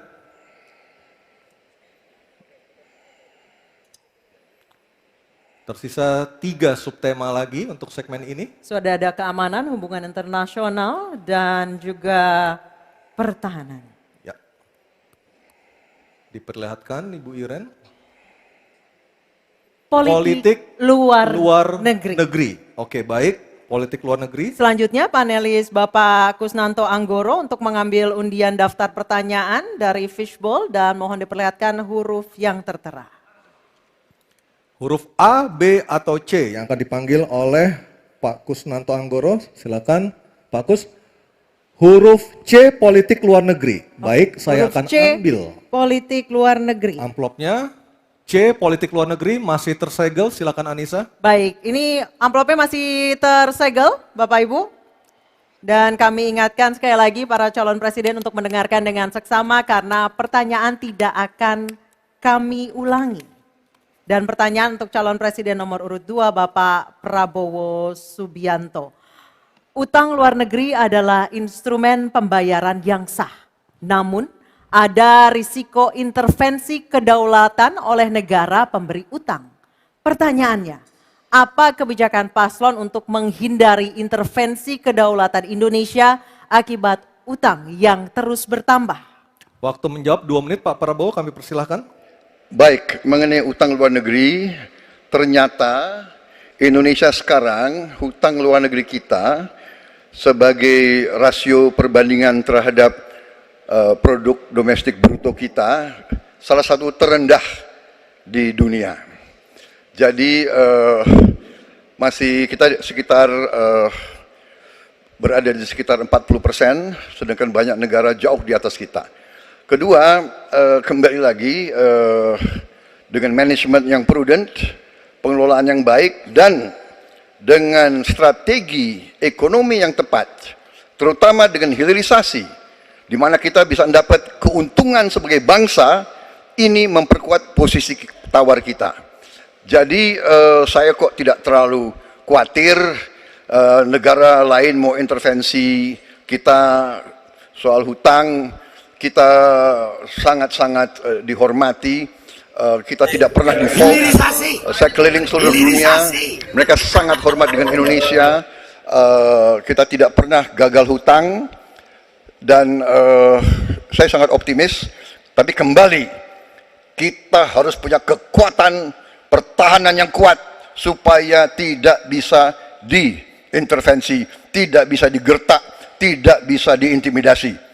Hanya dengan kekuatan kita akan dihormati dan kita akan amankan kekayaan kita, amankan ekonomi kita, amankan pembangunan kita menuju Indonesia makmur, Indonesia kaya. Terima kasih. Masih ada sisa waktu Pak Prabowo? Ya, mohon tenang. Saya tegaskan kembali ya bahwa pelajaran sejarah manusia yang lemah akan selalu ditindas. Kita lihat saja apa yang terjadi di Gaza. Kita tidak boleh lemah, kita tidak boleh. Baik, waktu habis. Lindas oleh bangsa lain. Pak Prabowo, kami persilakan kepada calon presiden nomor urut 1 Bapak Anies Baswedan untuk menanggapi jawaban dari capres nomor urut 2 dalam waktu. Oke, silakan Anissa. Baik, selanjutnya capres nomor urut 2, jawaban capres nomor urut 2 akan ditanggapi oleh calon presiden nomor urut 3 Bapak Ganjar Pranowo. Kami persilakan Bapak, waktu Anda 1 menit. Kita membaca buku Convention of Economic Hitman dari John Perkin, bahwa hutang-hutang itu memang bisa mematikan. Maka hati-hati kalau mau hutang. Terutama pada infrastruktur yang punya risiko tinggi. Kita mesti hitung betul, kita mesti prudent betul. Karena ini pernah dilakukan dan membuat banyak negara kolaps karena hutang. Namun demikian, kalau mau pakai kekuatan dalam negeri, artinya wajib hukumnya kita mendorong ekonomi tumbuh 7%, kemudian govern berjalan bisa dengan baik, maka ICOR bisa turun 4%, dan kemudian kita mesti betul-betul anti korupsi. Kalau itu tidak dilakukan, maka tidak akan tumbuh ekonomi yang ada di tempat kita. Ease of doing business mesti dilakukan. Hanya saja memang kalau kita bicara pada industri pertahanan kita, mesti kita kuatkan industri dalam negeri. Jadi mohon maaf kaitan dengan hutang, no utang, no usang. Sehingga alutsista kita betul-betul kita lakukan transfer of teknologi dari dalam negeri. Waktunya habis. Waktu sudah habis. Mohon tenang, mohon tenang, mohon tenang. Sekali lagi mohon tenang. Kami persilakan kepada calon presiden nomor urut 1, Bapak Anies Baswedan menanggapi jawaban dari capres nomor urut 2 dalam waktu 1 menit, Pak Anies. Sebaiknya disebutkan berapa persentase yang ideal, Pak, untuk kita di Indonesia. Kalau hanya mengatakan bahwa kita termasuk yang terbaik, berapa angkanya? Menurut hemat kami, kita harus bisa mencapai maksimal angka 30% dari GDP. Sehingga kita aman di bawah 30%. Dan itu caranya apa? Dengan satu, menata hutangnya, yang kedua memperbesar GDP-nya. Yang tidak kalah penting adalah melakukan pengembangan skema-skema yang lebih kreatif dalam mencari hutang luar negeri, termasuk pelibatan swasta. Lalu memastikan bahwa ada perluasan wajib pajak yang harapannya nanti akan memperkuat juga GDP kita. Di samping mengurangi kebocoran pajak. Dan hutang-hutang yang kita gunakan untuk aktivitas produktif. Jangan hutang itu digunakan untuk kegiatan yang non-produktif. Misalnya, hutang dipakai untuk membeli alutsista bekas oleh Kementerian Pertahanan. Itu bukan sesuatu yang tepat. Justru kita harus sebaliknya yang kita kerjakan. Baik, terima kasih. Harap tenang dulu, harap tenang dulu. Kita kembali ke calon presiden nomor urut 2, Bapak Prabowo Subianto, untuk merespon tanggapan dari kedua capres. Waktu Bapak 1 menit, silakan. Saya kembali, saya nggak mengerti. Jangan-jangan guru kita, buku kita sama, Pak Ganjar. Kok saya banyak sependapat, terus aja. Saya akan bilang AA, saya bukan orang macam-macam. Tapi Pak Anies, saya kira Pak Anies perlu belajar ekonomi lagi, ya kan? Jadi kalau bilang ideal 30%, dasarnya apa? Yang di bawah kita itu Arab Saudi, Rusia, pokoknya negara-negara yang punya sumber alam yang luar biasa. Tetapi 40% salah satu terendah sekarang. Jadi kalau kita mau bangun industri, tadi saya setuju sebagian dari yang Bapak sampaikan. Oh iya, kenapa? Yang penting utang itu produktif, itu saya setuju. Tapi kita bisa sampai 50%, tidak ada masalah. Kita tidak pernah default. Kita tidak pernah default. Kita dihormati di dunia. Terima kasih. Baik, terima kasih. Baik, kita beralih ke pertanyaan untuk calon presiden nomor urut 3, Bapak Ganjar Pranowo. Kami persilakan panelis Laksamana TNI Purnawirawan Profesor Dr. Marsetio mengambil undian sub pertanyaan kelima dalam fishbowl. Baik, tinggal tersisa 2 pertanyaan lagi. Apa yang diambil oleh Pak Marsetio? Kita perlihatkan ke kamera, Pak.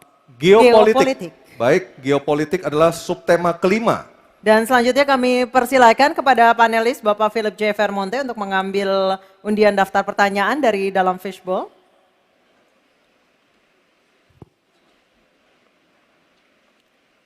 Huruf A. Geopolitik huruf A. Geopolitik Saya huruf A. ambil amplopnya, masih tersegel, silakan Anissa. Baik, kita akan buka amplop yang tersegel ini. Subtema kelima yang harus dijawab adalah tentang geopolitik. Dan kami ingatkan kembali kepada calon presiden untuk mendengarkan dengan seksama karena pertanyaan tidak akan kami ulang. Dan pertanyaan untuk Bapak Ganjar Pranowo adalah konflik Laut Cina Selatan belum selesai dan Code of Conduct belum disepakati. Bahkan menjadi arena persaingan hegemoni Amerika Serikat dan Tiongkok. Pertanyaannya, apa inisiatif baru yang ditawarkan paslon agar Indonesia berkontribusi dalam mengelola konflik Laut Cina Selatan? Waktu menjawab 2 menit Pak Ganjar, kami persilahkan. Indonesia bukan claimant. Jadi sebenarnya kita punya banyak langkah untuk bisa kita lakukan. Yang pertama adalah kita evaluasi perjalanan selama ini bagaimana di Laut Cina Selatan tidak pernah selesai. Sudah dengan DOC, sudah dengan COC, 20 tahun lebih tidak pernah selesai. Maka usulan kami sangat jelas dan clear. Apa itu? Kesepakatan sementara. Kenapa kesepakatan sementara ini mesti kita dorong dan kita inisiatif agar kita bisa mencegah sesuatu yang tidak kita inginkan. Kita tahu persis, modernisasi peralatan di Tiongkok akan selesai di tahun 2027. Apa artinya? Kalau kita bicara One China Policy, maka seluruh dunia pasti akan mengakui bagaimana peran itu. Yang kedua, ketika kemudian peran itu menjadi kuat, maka bukan tidak mungkin cerita-cerita potensi terjadinya konflik dengan negara lain akan muncul. Mungkin perangnya tidak sampai ke Indonesia, tapi pada sisi lain kita bisa kena dampak. Yang berikutnya, bagaimana patroli bisa kita perkuat juga di wilayah Laut Cina Selatan. Maka kita butuh tanker-tanker terapung yang bisa dipakai untuk tentara-tentara TNI Angkatan Laut kita untuk bisa berpatroli. Sehingga logistiknya menjadi sangat murah. Tidak lagi kembali ke titik awal atau mereka bilang kami hanya pergi. Kalau kembali kami tidak bisa lagi karena logistik kami habis. Maka inilah titik-titik penting yang mesti kita dorong dan kita akan bisa membawa posisi inisiatif ini untuk membuat, tadi yang saya sampaikan adalah kesepakatan sementara untuk menghindari potensi-potensi yang lainnya lebih tinggi. Kita akan meredam dengan cara itu. Terima kasih. Baik, terima kasih Pak Ganjar. Selanjutnya kami persilahkan. Mohon tenang. Harap tenang. Mohon tenang Bapak dan Kita Ibu sudah sekalian. sepakat di awal Bapak Ibu. Kami persilakan calon presiden nomor urut 1 Bapak Anies Baswedan untuk menanggapi jawaban dari capres nomor urut 3. Waktu Bapak 1 menit dimulai ketika berbicara. Jawaban Pak Ganjar tidak ada satu kata pun menyebut kata ASEAN. Padahal kata kuncinya di dalam menyelesaikan persoalan ini adalah ASEAN. Dan Indonesia negara terbesar di ASEAN, pendiri ASEAN. Indonesia harus kembali menjadi pemimpin ASEAN yang dominan. Bukan sekedar hadirin dalam summit-summit ASEAN. Kita menjangkau semua dan negara-negara ASEAN yang sekarang ini menjadi pintu masuk bagi kekuatan Tiongkok misalnya di Laut Cina Selatan. Apakah itu Laos, apakah itu Myanmar sekarang, itu akan menjadi bagian dari kesepakatan ASEAN terhadap wilayah Laut Cina Selatan. Bila di ASEAN kita membangun kesepakatan, bagaimana kita menata, bagaimana menghadapi kekuatan luar ASEAN. Karena kekuatan luar ASEAN yang datang di sini, maka kita menghadapinya sebagai satu regional, bukan sekedar Indonesia berhadapan dengan negara lain, tapi satu region dan Indonesia memimpin ASEAN. Itu kata kuncinya menurut saya. Terima kasih. Baik, terima kasih Pak Anies. Mohon tenang Bapak dan Ibu sekalian. Mohon tenang. Kita lanjutkan Pak Prabowo untuk menanggapi jawaban dari capres nomor urut 3. Waktu Bapak 1 menit dimulai dari Bapak berbicara. Jadi keadaan Laut Cina Selatan menggarisbawahi bahwa kita perlu kekuatan pertahanan yang kuat. Kita perlu platform untuk patroli, kita perlu satelit, kita perlu banyak sekali. Dan untuk itu pertahanan harus kita bangun. Dan tadi ya sekali lagi Pak Anies ngomong-ngomong barang bekas karena Pak Anies rupanya tidak mengerti masalah pertahanan. Ya, tidak. Saya bersedia Pak Anies mengundang Pak Anies di tempat yang Pak Anies suka, kita diskusi. Saya akan bawa data. Yang dendam. Saya akan bawa data yang sebenar-benarnya. Ya. Jadi ada yang dendam. Nanggepin Ganjar, tapi fokus ke Anies. Gemoy omon-omon. 50% alat-alat dimanapun adalah bekas, tapi usianya masih muda. Baik, jadi habis Pak Prabowo. Ya, terima kasih. Baik, selanjutnya kita Baik, harap tenang, kita sudah sepakat di awal. Kita kembali ke calon presiden nomor urut 3, Bapak Ganjar Pranowo untuk merespon tanggapan dari kedua capres. Waktu Bapak 1 menit, silakan. Terima kasih Mas Anies, saya tidak memberikan catatan ASEAN. Saya tahu persis pengambilan keputusan di ASEAN itu rumitnya minta ampun. Karena harus dengan konsensus. Maka kenapa banyak persoalan tidak selesai. Disitulah ketika kemudian amanah yang diberikan kepada saya, revitalisasi ASEAN. Agar kemudian pengambilan keputusannya tidak bulat. Sehingga kalau kita berbicara Laut Cina Selatan kemudian menggerakkan ASEAN, oke, itu betul. Tapi terbayangkan DOC, COC yang sudah lamanya minta ampun 20 tahun lebih tidak pernah selesai. Maka pengambilan keputusannya, proses pengambilan keputusan di ASEAN itulah yang mesti juga kita review sehingga akan bisa lebih cepat. Yang berikutnya, saya sepakat alutsista angkatan laut yang ada di sekitar sana harus menjadi prioritas. Dan begitu saya jadi presiden, kita tunjukkan kedaulatan kita, gas yang ada di Natuna Utara harus dieksploitasi oleh kita sendiri untuk menunjukkan power kita pada dunia. Waktu sudah habis Pak Ganjar, terima kasih. Oke. Mohon tenang, masih ada satu sub pertanyaan lagi yang harus dijawab oleh ketiganya pada sesi ini, pada segmen ini. Kami beralih ke pertanyaan untuk calon presiden nomor urut 1, Bapak Anies Baswedan, dan kami persilakan kepada Profesor Dr. Widya Setiabudi Sumadinata untuk mengambil undian pertanyaan subtema. Silakan Pak Widya. Ini adalah yang terakhir. Yang ke-6.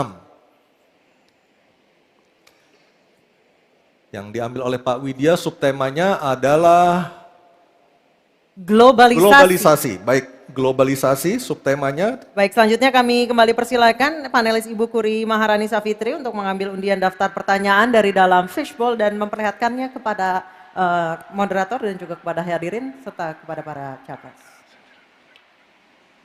C. Globalisasi C. Baik, saya ambil amplopnya C, globalisasi masih tersegel. Anissa silahkan. Baik, sekali lagi masih tersegel. Ini globalisasi huruf C. Kita akan lihat bersama. Kami ingatkan kembali sekali lagi bagi para calon presiden untuk mendengarkan pertanyaan dengan seksama karena kami tidak akan ulang. Pertanyaan untuk Bapak Anies Baswedan adalah globalisasi membuka peluang masuknya budaya asing ke Indonesia, tetapi juga memungkinkan budaya Indonesia untuk mendunia. Pertanyaannya, bagaimana strategi paslon mempromosikan budaya populer Nusantara untuk mendukung pertumbuhan ekonomi nasional? Waktu Bapak menjawab 2 menit Pak Anies, kami persilahkan. Ya. Negara harus mengalokasikan sumber daya yang cukup di bidang kebudayaan. Bukan dipandang sebagai biaya, tapi dipandang sebagai investasi. Dengan begitu, maka karya-karya kita, dari mulai kuliner, karya seni seperti film, itu menjadi tumbuh berkembang dan kemudian bisa dibawa ke level global. Dan kita berencana di dalam diplomasi ini melibatkan semua, diaspora dilibatkan, mahasiswa dilibatkan. Mereka yang berada di luar diajak menjadi bagian dari diplomasi.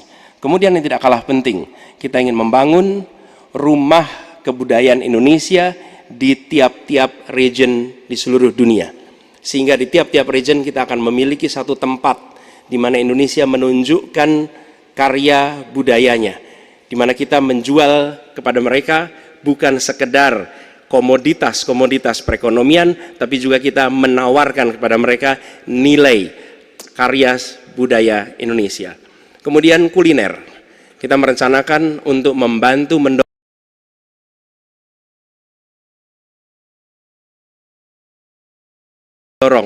tumbuhnya restoran-restoran, kafe-kafe Indonesia di berbagai kota besar di seluruh dunia. Sebagaimana sekarang di Jakarta kita menyaksikan banyak sekali restoran asing di sini. Kita harus memiliki rumah kuliner Indonesia di berbagai tempat. Dan itu siapa?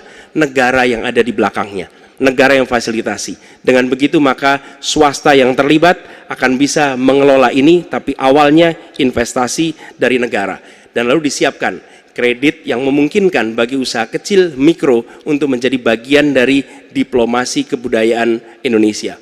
Kemudahan di dalam permodalan, kemudahan di dalam mengakses pasar internasional, itu semua dilakukan supaya seluruh jajaran, bisa terlibat di dalam kampanye diplomasi kebudayaan Indonesia. Terima kasih.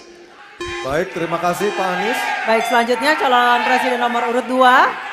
Harap tenang. Mohon tenang, Bapak dan Ibu, mohon tenang. Calon presiden nomor urut 2, Bapak Prabowo Subianto untuk menanggapi jawaban dari capres nomor urut 1. Waktu Bapak 1 menit, silakan. Saya kira yang disampaikan Pak Anies masuk akal ya, walaupun memang itu bersifat normatif ya. Memang kembali kalau dikatakan negara yang harus berperan, kuncinya adalah bahwa kita ini harus punya dana yang cukup. Kita harus punya tabungan yang cukup. Kita harus punya sovereign wealth fund yang cukup. Untuk itu kita harus punya laba yang cukup. Kita harus punya neraca perdagangan yang positif. Kita harus punya tabungan yang banyak. Dan untuk itu hanya bisa dilakukan dengan hilirisasi, dengan penghematan, dengan efisiensi, dengan penerimaan pajak yang baik dan yang efisien. Saya kira itu.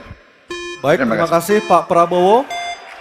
Selanjutnya kita dengar, mohon tenang, kita dengar tanggapan ataupun jawaban dari calon presiden nomor urut 3 Bapak Ganjar Pranowo menanggapi jawaban capres nomor urut 1. Waktu Anda 1 menit Pak Ganjar, kami persilahkan.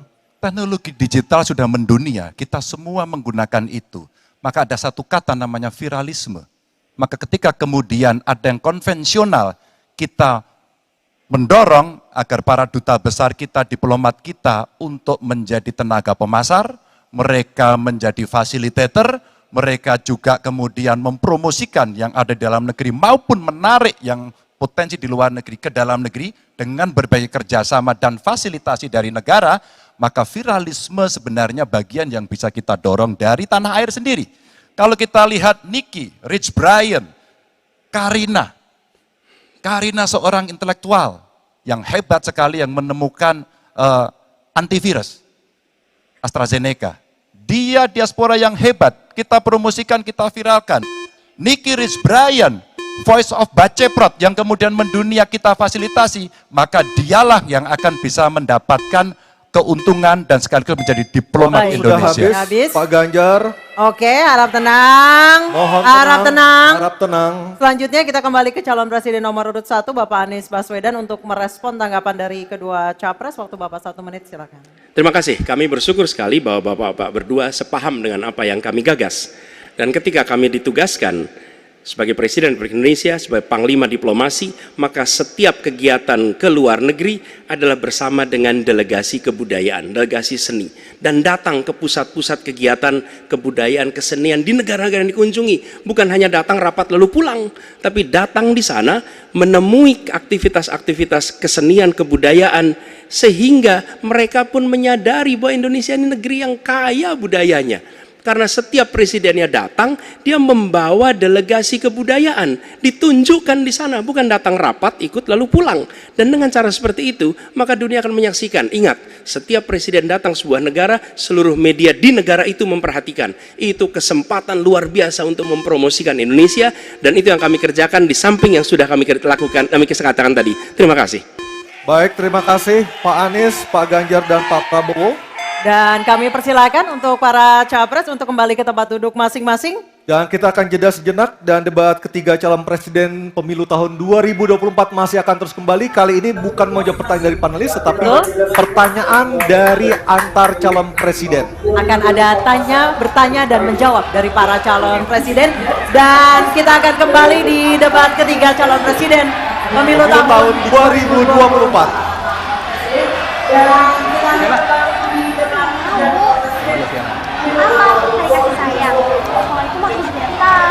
Bukan gitu saya itu hari. Nah, ini kayaknya giliran ngomong. Baik, acara berikutnya kami meminta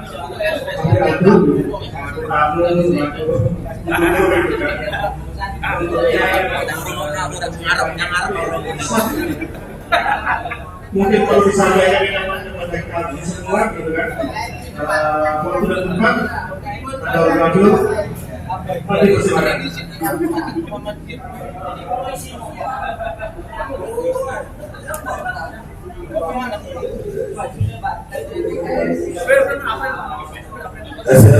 warahmatullahi wabarakatuh. Bismillahirrahmanirrahim. Alhamdulillahirabbil alamin. Wassalamu ala sayyidil mursalin. Sayyidina Muhammadin wa ala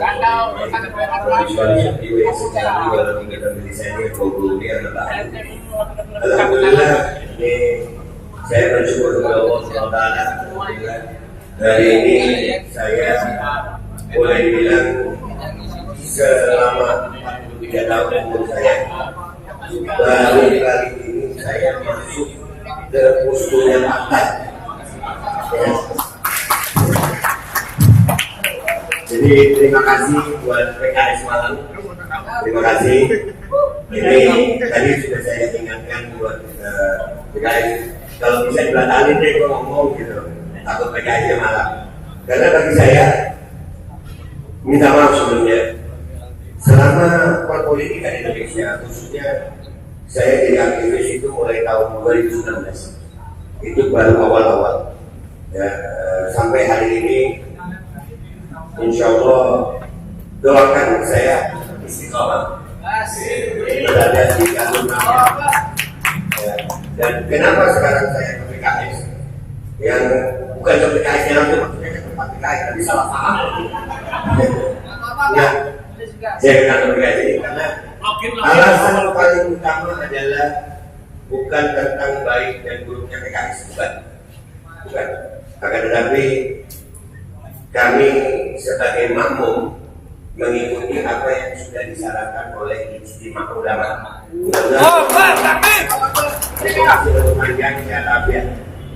Dan yang perlu saya sampaikan kepada PKS ini keluhan saya selama jadi aktivis. Seperti diketahui bersama dari tahun 2020 sampai hari ini kami tetap istiqomah memperhatikan kebijakan-kebijakan yang dibuat oleh pemerintah akan tetapi untuk kepentingan golongannya, sehingga nggak sedikit rakyat Indonesia itu merasa terbebani. Wabil khusus kebijakan-kebijakan kesehatan, dan ini subhanallah nanti di baca atas ini nanti kebagian yang paling akhir tanggal 4 Februari mudah-mudahan saya bisa hadir di Jakarta ya. Dan jadi selama kami melihat kemarin kebijakan masalah mandatori vaksin, kami mencoba untuk masuk ke DPR, baik DPR RI atau DPRD tingkat 2, tingkat 1. Tidak ada satupun juga dari partai PKS yang awal-awal ya, mau menerima. Terakhir PKS menerima. Ya, di DPR RI, DPR RI. Mudah-mudahan ke depannya, insya Allah, tolong siapapun yang jadi dari PKS, kami berharap kalian akan benar-benar mendengarkan suara rakyat, sehingga aktivis lapangan seperti kami ini nggak lagi dicap tukang demo. Kami itu melakukan demonstrasi kenapa? Kami mengirim surat tapi tidak dapat tanggapan. Jangan hanya kalau yang lain ya, saya nggak bicara yang lain sebenarnya. Cuma kami udah bosan gitu. Tiap 5 tahun sekali kita lihat baliho bertebaran di mana-mana, muka dipasang semanis-manisnya. Apalagi 2023 ini sudah ada teknologi AI, ya kan? Muka bopeng-bopeng bisa jadi mulus, muka tua penuh keringat bisa jadi gemoy, ada, ya kan? Muka canggung kayak Samsul, bagus, itu ada. Ya, itu udah bosan kita. Kita perlu wakil rakyat yang benar-benar wakil rakyat. Ya. Jangan hanya menjadi wakil rakyat 5 tahun sekali gitu. Buka posko 5 tahun sekali. Jangan dong. Buka posko selama 5 tahun itu buka posko. Buka pengaduan rakyat. Buka itu. Iya, jangan menganggap rakyat itu sesuatu yang hina dan hanya mulia 5 tahun sekali. Dan minta maaf ini. Mudah-mudahan PKS enggak. Setiap 5 tahun sekali saya merasa sakit hati dengan para partai. Kenapa? Mereka menghargai masa depan rakyat Indonesia dengan uang, dengan sembako, dengan sokongan. Itu kurang ajar. banyak Indonesia. Indonesia ini merdeka dengan perjuangan, dengan darah, dengan air mata. Jangan hargai kemerdekaan yang sebenarnya orang-orang yang menjadi wakil itu punya amanah di hadapan Allah. PKS itu salah satu partai yang menggambarkan keislaman. Saya orang Islam. Demi Allah, saya akan lebih keras untuk PKS daripada partai yang lain. Selama ini kan mudah-mudahan tetap istiqomah. Jadi saya bilang, maafin saya nggak biasa menjilat gitu. Makanya sampai hari ini tawaran belajar itu nggak ada diterima karena susah buat saya gitu untuk menjilat. Kalau PKS mau ya tetap gini, ya. Karena kalau kalian baik, ngapain menguji gitu. Kalian kan baik, ya memang tugas kalian. Memang tugas kalian. Kalian dipilih oleh rakyat untuk bekerja dengan baik. Kalau salah siap-siap kena pedes. Dan baca gua bakal lebih pedes bagi partai yang mendukung gitu. Dan jadi hari ini setelah 43 tahun saya menawarkan kepada ini yang nonton ada mulai semua caleg PKS kalau mau pakai channel YouTube saya asal terima kritik silakan. Channel saya buat PKS. Terima kasih. Terima kasih Bapak yang masuk. Kita lanjut lagi ya.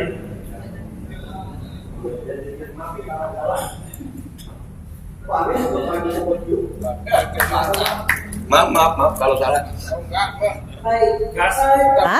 Untuk melakukan tanya jawab sesuai tema debat pada malam hari ini, yakni pertahanan, keamanan, hubungan internasional, globalisasi, geopolitik, dan politik luar negeri. Dan jika menggunakan singkatan atau terminologi, maka wajib untuk memberikan penjelasan dari pertanyaan yang dimaksud. Sepakat ya? Baik, kita sepakat. Mohon tenang.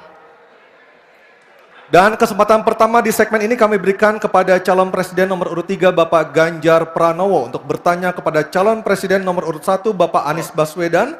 Waktu Pak Ganjar 1 menit dimulai saat Bapak berbicara. Mas Anies, anggaran pertahanan belum ideal. Tadi saya sampaikan kita perlu 1-2% dari PDB. Sekarang masih 0,78%. Ini data. Untuk beli alutsista masih harus ngutang dan utang kita di 2023 naik dari 20,7 miliar dolar menjadi 25 miliar dolar. Padahal target Renstra kita, perlu saya panjangkan, rencana strategis ya. Minimum essential force di 2024 tidak tercapai kira-kira. Karena sekarang hanya 65,49% dari target. Kira-kira menjadi pertanyaan saya nih Mas Anies. Apa solusi ekonomi pertahanannya untuk kita bisa mengejar ketertinggalan dan kemudian menyelesaikan persoalan-persoalan itu agar pertahanan kita menjadi strong? Baik, masih ada Bapak sedikit lagi? Cukup Pak. Baik, terima kasih Pak Ganjar. Mohon untuk tenang. Kami persilakan Bapak Anies Baswedan untuk menjawab waktu Bapak 2 menit. Silakan. Terima kasih Pak Ganjar.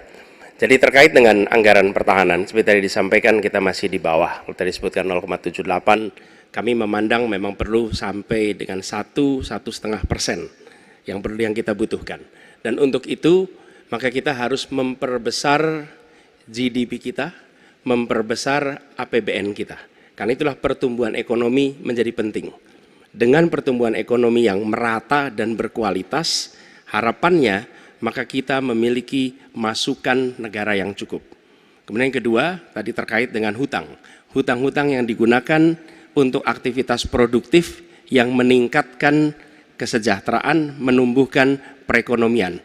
Itu juga salah satu cara untuk memperbesar APBN kita dengan adanya pendapatan ini. Yang ketiga adalah bagaimana pajak kita diperluas basisnya, ditingkatkan efektivitasnya. Lagi-lagi untuk meningkatkan pendapatan. Namun yang tidak kalah penting adalah memastikan bahwa praktek-praktek koruptif yang membuat anggaran terserap tidak secara optimal itu ditiadakan. Dengan begitu, maka porsi yang kita miliki untuk sektor pertahanan akan bisa kita alokasikan. Tanpa kita memiliki anggaran yang cukup, maka alokasi di sini menjadi berat. Dan bila kita melakukan pembelanjaan, maka kami membayangkan justru menggunakan kekuatan sendiri. Kalaupun ada dalam bentuk hutang, maka itu satu paket dengan belanja senjatanya, belanja alutsistanya, sehingga itu menjadi satu kesatuan. Dan meniadakan praktek-praktek middleman di dalam penyelenggaraan alutsista, seperti peraturan perundangan yang mengharuskan itu G2G atau langsung dengan korporasi yang membuatnya. Jadi kami melihat dengan cara seperti itu, meningkatkan alokasi itu satu hal, mengefisienkan itu hal berikutnya yang harus kita kerjakan. Terima kasih. Baik, waktu sudah habis. Pak Ganjar, kami persilakan untuk menanggapi harap tenang. Pernyataan dari calon presiden nomor urut 1, waktunya 1 menit. Pak Ganjar, kami persilakan. Ya, ternyata jawaban saya dapat bonus. Sebenarnya saya ingin membahas yang soal pertahanan dan alutsistanya. Tapi oke, saya kira terima kasih atas jawabannya. Saya ingin menyatakan dengan jelas, maka pertumbuhan ekonomi 7% wajib. Alokasi 1-2% PDB menurut saya menjadi keharusan agar kuat. Dan belanja alutsista kita ini harus jadi investasi pertahanan kita.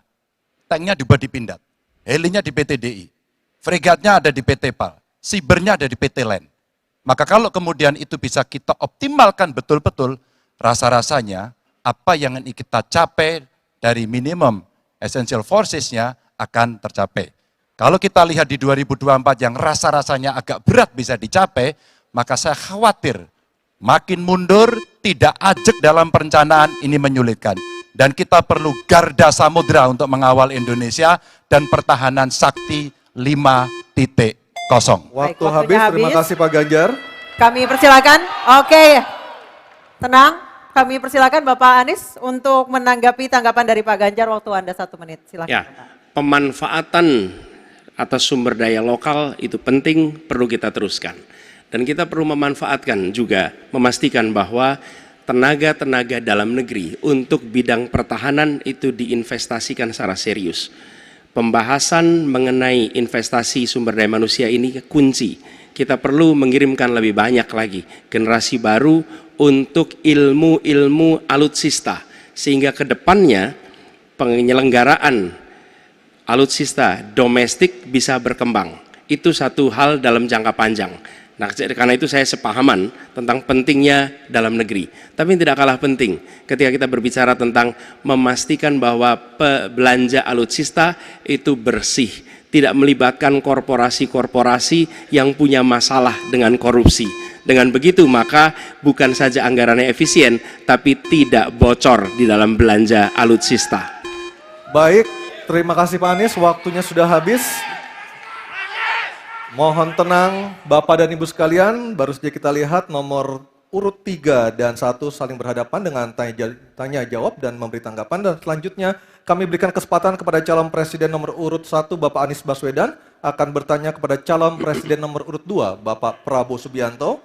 Untuk itu kami persilakan Pak Anies untuk bertanya, waktunya 1 menit dimulai dari Bapak berbicara. Terima kasih. Semakin tinggi jenjang kepemimpinan, semakin luas cakupannya, semakin kompleks organisasinya, maka pemimpin makin mengandalkan pada nilai. Bukan lagi teknis-teknis, tapi makin mengandalkan pada nilai. Itu yang membedakan antara kepemimpinan yang kompleks dengan yang sederhana. Nah, pertanyaan yang ingin saya sampaikan kepada Bapak adalah apa hubungan antara standar etika seorang pemimpin negara dengan kemampuannya dalam menjaga pertahanan, keamanan, dan kedaulatan negara. Terima kasih. Baik, waktu masih ada Pak Anies. Sudah cukup. Cukup. Baik, kami persilakan kepada calon presiden nomor urut 2 Bapak Prabowo Subianto untuk menjawab pertanyaan dari Bapak Anies. Waktu Bapak 2 menit dimulai ketika berbicara, silakan. Saya sependapat bahwa semakin tinggi, semakin kompleks, memang kepemimpinan itu butuh nilai. Nilai-nilai yang sangat fundamental. Pertama, nilai adalah cinta tanah air. Kedua, kejujuran. Ketiga, kebersihan yang Bapak bolak-balik ngomong. Harus memberi contoh. Tidak boleh korupsi dengan bentuk apapun. Jadi saya sependapat harus ada kepimpinan berdasarkan nilai. Ya. Jadi hubungan dengan etik benar. Ya, kita harus beretik dengan benar. Ya, jujur. Apa yang kita katakan itu ya yang ada di hati kita. Jangan lain di mulut, lain di hati. Dan harus cinta tanah air. Pertahanan ini sakral bagi kita. Ini menyangkut keselamatan kita. Jangan karena ambisi pribadi kita menghasut dan menyesatkan rakyat. Itu etik yang tertinggi. Saudara Profesor Anies Baswedan. Itu etik yang tertinggi.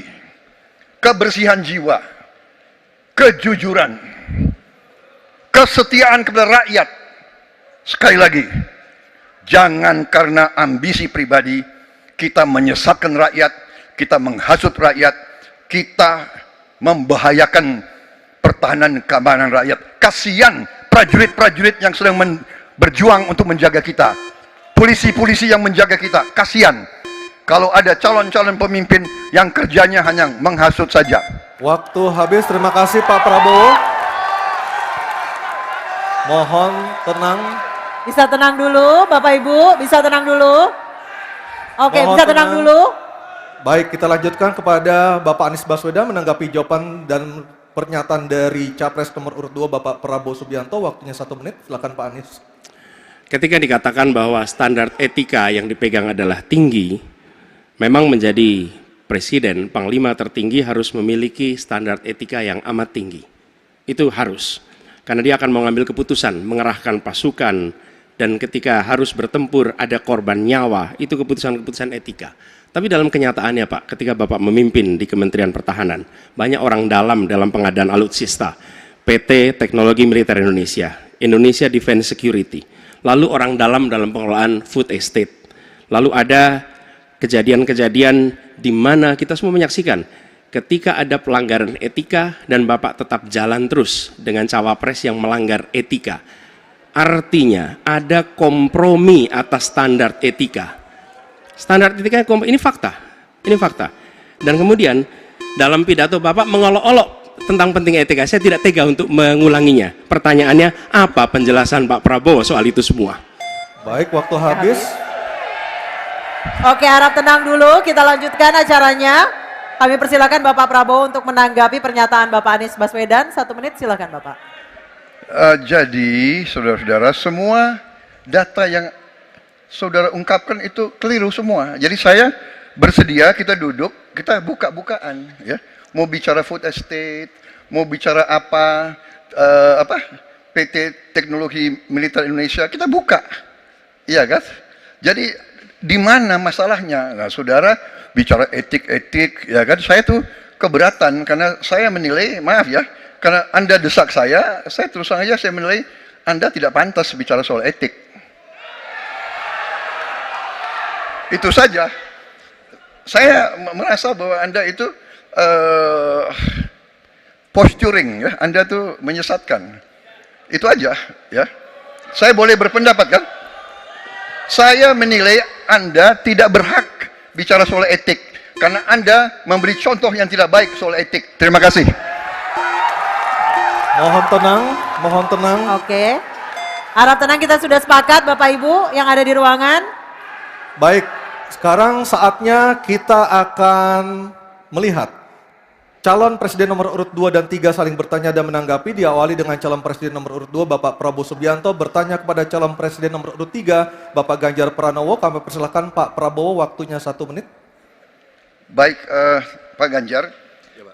Pak Ganjar mengatakan bahwa anggaran pertahanan kita sebaiknya naik 1-2%.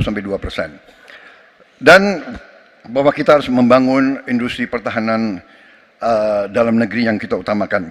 Pertanyaan saya, kalau kita menaikkan sampai dengan 1-2%, bagaimana sikap Bapak dalam mengambil keputusan tentang teknologi yang mana yang kita prioritaskan dalam peningkatan pertahanan itu.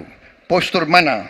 Daratlah, lautlah, udara, atau ketiga-tiganya, atau kita mengarah ke teknologi yang lebih canggih lagi. Terima kasih. Baik, masih ada waktunya Bapak? Cukup. Baik. Kami persilakan Bapak Ganjar untuk menjawab pertanyaan dari Pak Prabowo. Waktu Anda 2 menit, silakan Bapak. Terima kasih.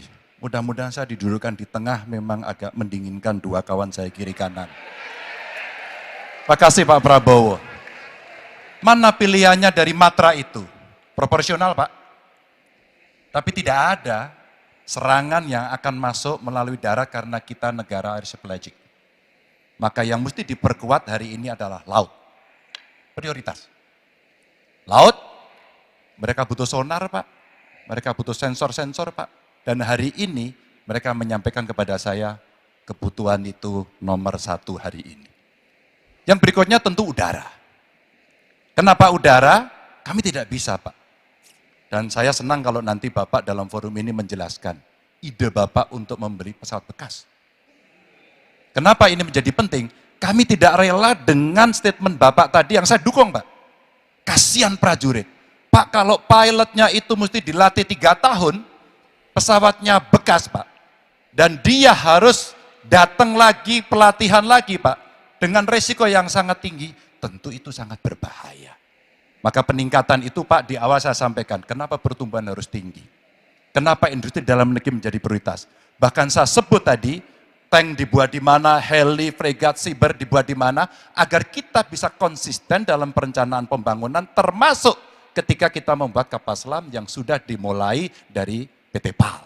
Yang kerjasamanya kalau tidak salah Bapak batalkan dengan Korea Selatan. Tolong Pak kalau saya keliru, ini kesempatan Bapak yang untuk mana? bisa menjelaskan. Dengan PT PAL yang kerjasama dengan Korea Selatan. Kapal selam. Pak Prabowo. Ya. Jadi nanti itu. Ini nggak apa-apa kalau saya terima sebenarnya debat sebenarnya seperti ini. Kalau boleh tanya jawab langsung. Baik, silakan Bapak Ganjar, silakan. Oke. Silakan Pak dilanjutkan, masih ada waktu. Masih ada waktu Pak Ganjar. Ya, ya karena sudah selesai.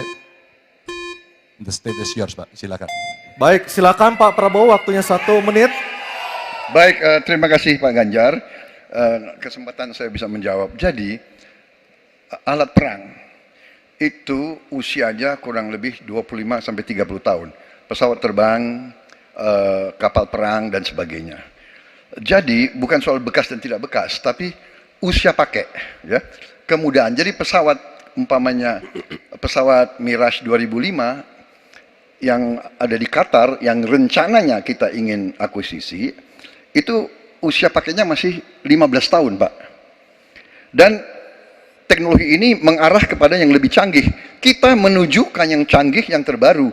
Tapi kalau kita beli baru, datangnya Pak, baru 3 tahun, dan operasionalnya itu baru 7 tahun Pak. Nah sementara 3-7 tahun ini, kita perlu deterrent, kita perlu kemampuan. Itu maksudnya latar belakang. Jadi saya kira itu yang bisa saya jelaskan, tapi waktu yang singkat tidak cukup. Baik, waktu sudah habis. Saya kembali ke Capres nomor 3. Tenang dulu, Bapak Ganjar untuk menanggapi tanggapan dari Pak Prabowo. Silakan Bapak 1 menit. Ya awalnya saya percaya sekali bahwa Bapak akan memahami ini. Tapi hari ini saya menjadi meragukan. Karena saya bertanya kepada pilot, saya bertanya kepada Angkatan Laut pada persoalan ini. Perencanaan pembangunan yang top down membuat seluruh matra hanya menerima saja. Kenapa ini saya sampaikan Pak? Maka kalau kita bicara katakan bukan soal cerita bekasnya, buat kami tidak. Karena Yuwono Sudarsono pernah menolak itu dan apa yang Bapak rencanakan hari ini ditunda. Apa artinya? Saya kira perencanaannya terlalu gegabah pada soal itu. Dan keseriusan itu tidak dimunculkan sama sekali pada pengelolaan industri pertahanan dalam negeri. Di mana PT PAL kemudian hari ini sudah mendapatkan hutang dan kemudian dia tidak bisa melaksanakan apapun pada soal itu. Maka ini menjadi catatan, tapi saya berterima kasih karena Pak Prabowo menjelaskan itu. Dan mudah-mudahan masyarakat menjadi jelas posisinya. Baik, waktunya. Baik, terima kasih Pak Ganjar, Pak Prabowo, dan Pak Anies. Kita berikan aplaus yang meriah untuk ketiga calon presiden kita. Bapak dan Ibu sekalian. Baik para hadirin dan juga pemirsa, kita akan jeda dulu. Selanjutnya akan sama seperti segmen ini, akan ada tanya jawab antar capres dan kami persilakan untuk para calon presiden kembali duduk. Jangan kemana-mana, tetap di debat Ketiga calon presiden pemilu tahun 2024. Ya, sekarang kan Bapak udah jadi pensiunan. Sesuai dengan PKPU. Oke guys, ya sudah ada yang menjawab dengan perasaan guys, udah nggak pakai nalar. Tadi di awal kita melihat bagaimana Prabowo sering, saya sepakat dengan Pak Ganjar, saya sepakat dengan Pak Ganjar, sampai-sampai kita yang melihat seolah-olah Pak Prabowo berkoalisi dengan Ganjar. Ternyata di akhir pesawat bekas kena tampol juga, kesian. Serius kesian gue. Kanan kiri, bukanan kiri. Ini gue kesian guys, gue kesian banget. Jadi ya kita harus sabar-sabar. Dan gue saran ya yang di sono, tolong kalau ada yang di sono nonton gue, tim medis siap-siap ya, karena kita nggak pernah tahu apa yang terjadi berikutnya. Kita nggak pernah tahu, kita berharap nggak ada yang terjadi apa-apa. Cuman kan, ini ada yang ngomong, kita dengerin dulu. Waalaikumsalam warahmatullahi wabarakatuh. Ini ngomong guys, gue puterin ya. Kita semuanya cukup daya untuk menikmati debat seri yang ketiga ini. Saya kira berdasarkan topik yang sangat bagus, apalagi kalau kita siapkan dulu dengan bacaan dari informasi luar ya. Karena saya sedikit mengutip apa yang disampaikan oleh RK mantan gubernur Jawa Barat. Dia katakan begini, cuplikannya saya baca, saya lihat di TikTok. Saat ini ada tren bahwa paslon itu lebih fokus kepada yang penting menang, yang penting jadi, kemudian mengabaikan aspek kapabilitas, kapasitas. Nah ini khawatirnya nanti itu setelah menang ini malah rusak, karena fokusnya yang menjadi.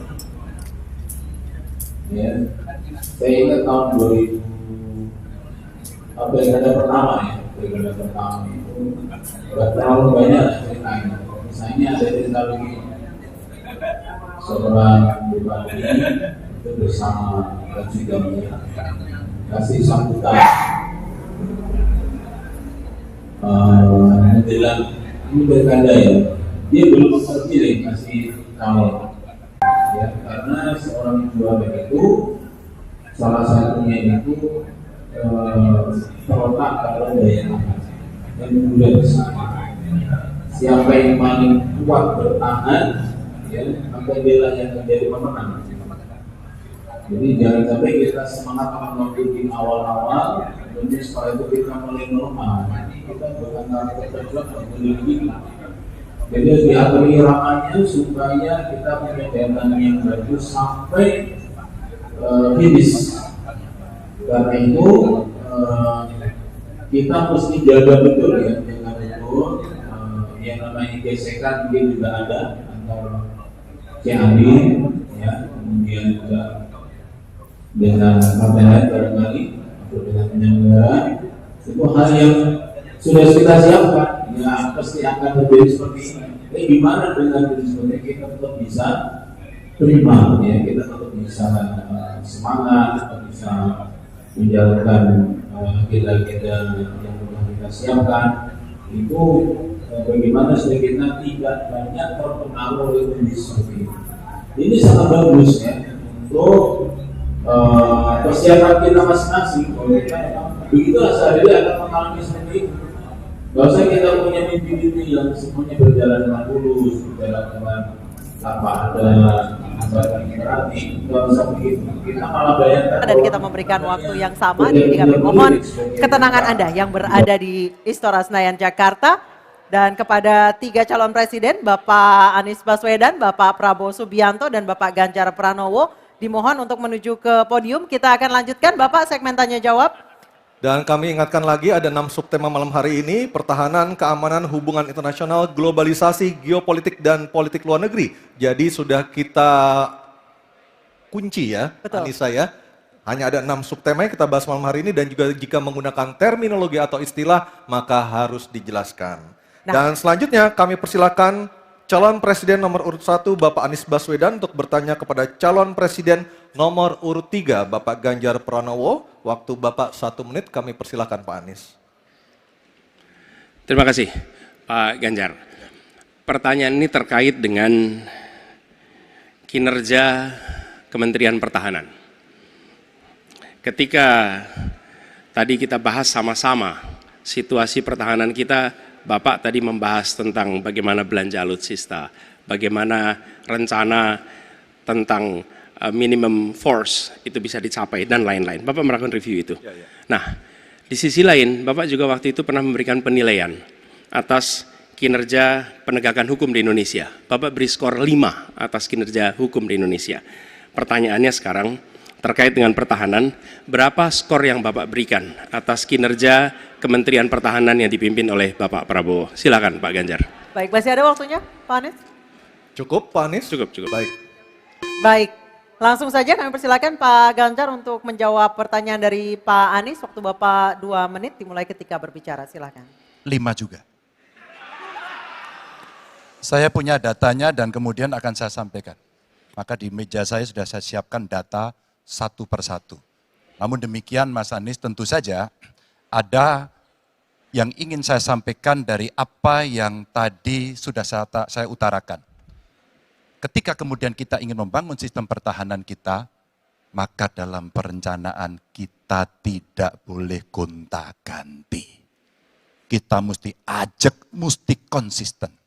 Kedua, kita mesti mendengarkan betul-betul dari seluruh matra. Maka seluruh proses perencanaannya harus bottom up. Sehingga saya ketemu dengan seseorang berpangkat cukup tinggi, Pak, kalau Bapak kasih persenjataan kepada saya yang tidak saya butuhkan, sudah saya siapkan museum untuk saya taruh di sana. Situasi seperti ini tentu tidak mengenakan. Tapi ini harus kita buka apapun kondisinya untuk perbaikan bangsa. Kritik, otokritik itu menyehatkan. Tidak ada kok rasa dengki di hati saya.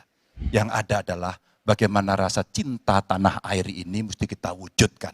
Agar kemudian kita betul-betul bisa menjadi negara kuat di banyak area dan kita berbicara di dunia internasional disegani. Bung Karno telah menyampaikan itu. Daulat politik itu wajib. Berdikari dalam bidang ekonomi mesti dituju. Dan kita punya kepribadian dalam kebudayaan. Sekarang daulat ekonomi pertahanan kita mesti kita tunjukkan. Maka ketika banyak perusahaan-perusahaan waktu itu yang sangat strategis dibikin, itu mimpi sejak dari lama pendiri bangsa agar kita menjadi negara kuat. Dan itulah yang sebenarnya kita-kita yang harus meneruskan itu. Begitu Mas Anies. Ya, makasih Pak Ganjar. Cukup Pak Ganjar, baik Pak Anies. Silakan menanggapi jawaban dari Pak Ganjar, waktu 1 menit Pak Anies, silakan. Jadi TNI, tentara kita, polisi kita, semua bekerja luar biasa di lapangan. Kita harus berikan rasa hormat dan terima kasih. Karena mereka mengerjakan hal-hal yang sulit, hal-hal yang berat. Tapi sisi kebijakan menurut saya lebih parah. Kenapa? Di era Pak SBY, kenaikan gaji terjadi 9 kali. Selama era ini hanya bernaik gaji 3 kali dan akan naik nanti tahun depan. Karena menjelang pemilu mungkin naik gajinya. Tapi di sisi lain, kesejahteraannya tidak dipikirkan dengan serius. Tukin hanya 80%. Lihat Kementerian Keuangan, lihat Kementerian PUPR. Menteri-menterinya mengusahakan peningkatan tukin di mereka. Lalu kita lihat tadi alutsista yang bekas, yang itu resikonya adalah keselamatan dari TNI kita. Mereka bekerja keras menjaga setiap jengkal tanah Republik ini. Tetapi mereka tidak didukung dengan policy. Karena itu menurut saya skornya justru di bawah 5 Mas Ganjar. Kalau 5 itu ketinggian Pak Ganjar. Terima kasih Pak Ganjar. Baik, waktu habis Pak Anies. Pak Ganjar silakan jawab pertanyaan dari Pak Anies. Waktu Bapak 1 menit. Silakan Pak Ganjar. Mas Anies gak usah takut. Disebut aja angkanya berapa gitu loh. Kayak saya gitu loh. Jangan di bawah 5, sebut aja berapa. 11 Mas, dari 100. Oke. Ini sedikit ngajari kendel Mas Anies biar berani. Apa yang kemudian saya lakukan dari jawaban saya untuk membela para TNI kita? Saya bersama mereka. Saya mendengarkan, saya berkeliling Indonesia, saya mampir bertemu di rumah-rumah mereka, di asrama-asrama mereka. Maka kami tidak mau kalau kemudian mereka, mohon maaf, bertempur dan mati sia-sia. Saya tidak rela. Maka itulah yang saya bela. Maka perencanaan bottom up itu betul-betul sebuah perencanaan yang mereka inginkan. Mereka harapkan dan mereka bisa menggunakan dengan sangat efektif. Termasuk pada soal kesejahteraan tadi yang disampaikan. Dan saya sepakat pada soal itu. Baik, terima kasih Pak Ganjar. Mohon tenang, mohon tertib Bapak dan Ibu sekalian. Kita akan lanjutkan, kami persilahkan kepada Capres nomor 2 Pak Prabowo untuk bertanya kepada Capres nomor 1 Bapak Anies Baswedan. Waktunya 1 menit Pak Prabowo, kami persilahkan. Saya cukup kaget karena beberapa hari yang lalu calon wakil presiden Bapak menyampaikan bahwa negara kita tidak dalam keadaan perang sehingga untuk apa kita harus beli alat-alat perang. Tapi hari ini Bapak mengatakan Bapak setuju dengan kenaikan anggaran 1-2%. Jadi itu saya minta ketegasan. Yang kedua, ya sekali lagi data-data yang Bapak pegang adalah keliru dan juga Pak Ganjar tadi juga banyak kelirunya. Saya sangat transparan dan semua partai yang mengusung Bapak Profesor Anies mendukung APBN, berarti mendukung program saya. Termasuk PDIP di Komisi 1. Waktu habis. Baik, Pak Prabowo. Baik, Pak Anies silakan untuk menjawab pertanyaan Pak Prabowo, waktu Anda 2 menit. Silakan. Ya, jadi kita butuh pertahanan yang sesuai dengan ancaman nyata yang ada di depan kita. Ancaman ini dirasakan oleh siapa? Dirasakan bukan saja di dalam batas-batas teritorial, tapi juga di keluarga. Bagaimana ancaman atas penipuan online, bagaimana ancaman atas peretasan, bagaimana ancaman atas judi online, bagaimana ancaman-ancaman terorisme. Itu semua membutuhkan perhatian. Jadi bukan memutuskan untuk belanja alutsista berdasarkan selera dan berdasarkan preferensi masa lalu, tapi justru harus mencerminkan kebutuhan masa depan. Inilah yang menurut kami penting. Ya, anggarannya perlu kita tingkatkan, tapi jangan keliru. Ancamannya juga mengalami pergeseran. Jadi itulah sebabnya mengapa kita melihat perlunya ada strategi yang baik. Supaya apa? Supaya kekuatan yang kita miliki mereka bisa bekerja dengan optimal, tidak sia-sia. Lalu Pak Prabowo yang saya hormati, ini bukan soal pribadi, ini soal negara, ini soal policy. Penjelasannya ya di tempat ini, bukan di ruang-ruang tertutup yang tidak diketahui oleh publik. Justru kalau Bapak ketahui datanya salah, tunjukkan di tempat ini sehingga publik bisa mengetahui, bukan dalam pertemuan-pertemuan lain yang tidak jelas dari mana kita bisa menilai akurasinya. Jadi menurut hemat kami, bila ada di antara kami yang faktanya keliru, Bapak tunjukkan. Tapi kalau Bapak tidak menunjukkan, berarti memang faktanya benar. Itulah kenyataan yang ada di lapangan. Dan ini juga yang selalu kami gunakan. Kami gunakan fakta-fakta itu. Itulah sebabnya, Pak, kami melihat penting sekali untuk kita tenang, dingin, jangan emosional dalam menghadapi persoalan-persoalan kenegaraan, dalam menghadapi persoalan-persoalan pertahanan. Demikian jawaban kami. Terima kasih. Baik, terima kasih Pak Anies. Oke, tenang dulu. Tenang dulu. Mohon tenang Bapak dan Ibu, mohon tenang supaya kita bisa mendapatkan intisari dari jawaban maupun pertanyaan dari ketiga capres kita ini. Dan kami persilakan Pak Prabowo untuk menanggapi Pak Anies dalam waktu 1 menit Pak. Kami persilakan Pak Prabowo. Pak Anies. Saya tidak bicara tertutup, saya bicara di Dewan Perwakilan Rakyat Komisi 1, di mana semua partai yang mengusung Bapak hadir dan menyetujui yang saya ajukan. Jadi, dan juga sekarang waktunya nggak ada. Jadi saya mengundang, kita bicara terbuka. Terbuka, silakan. Tapi saya ingatkan, Bapak cinta atau tidak dengan negara ini?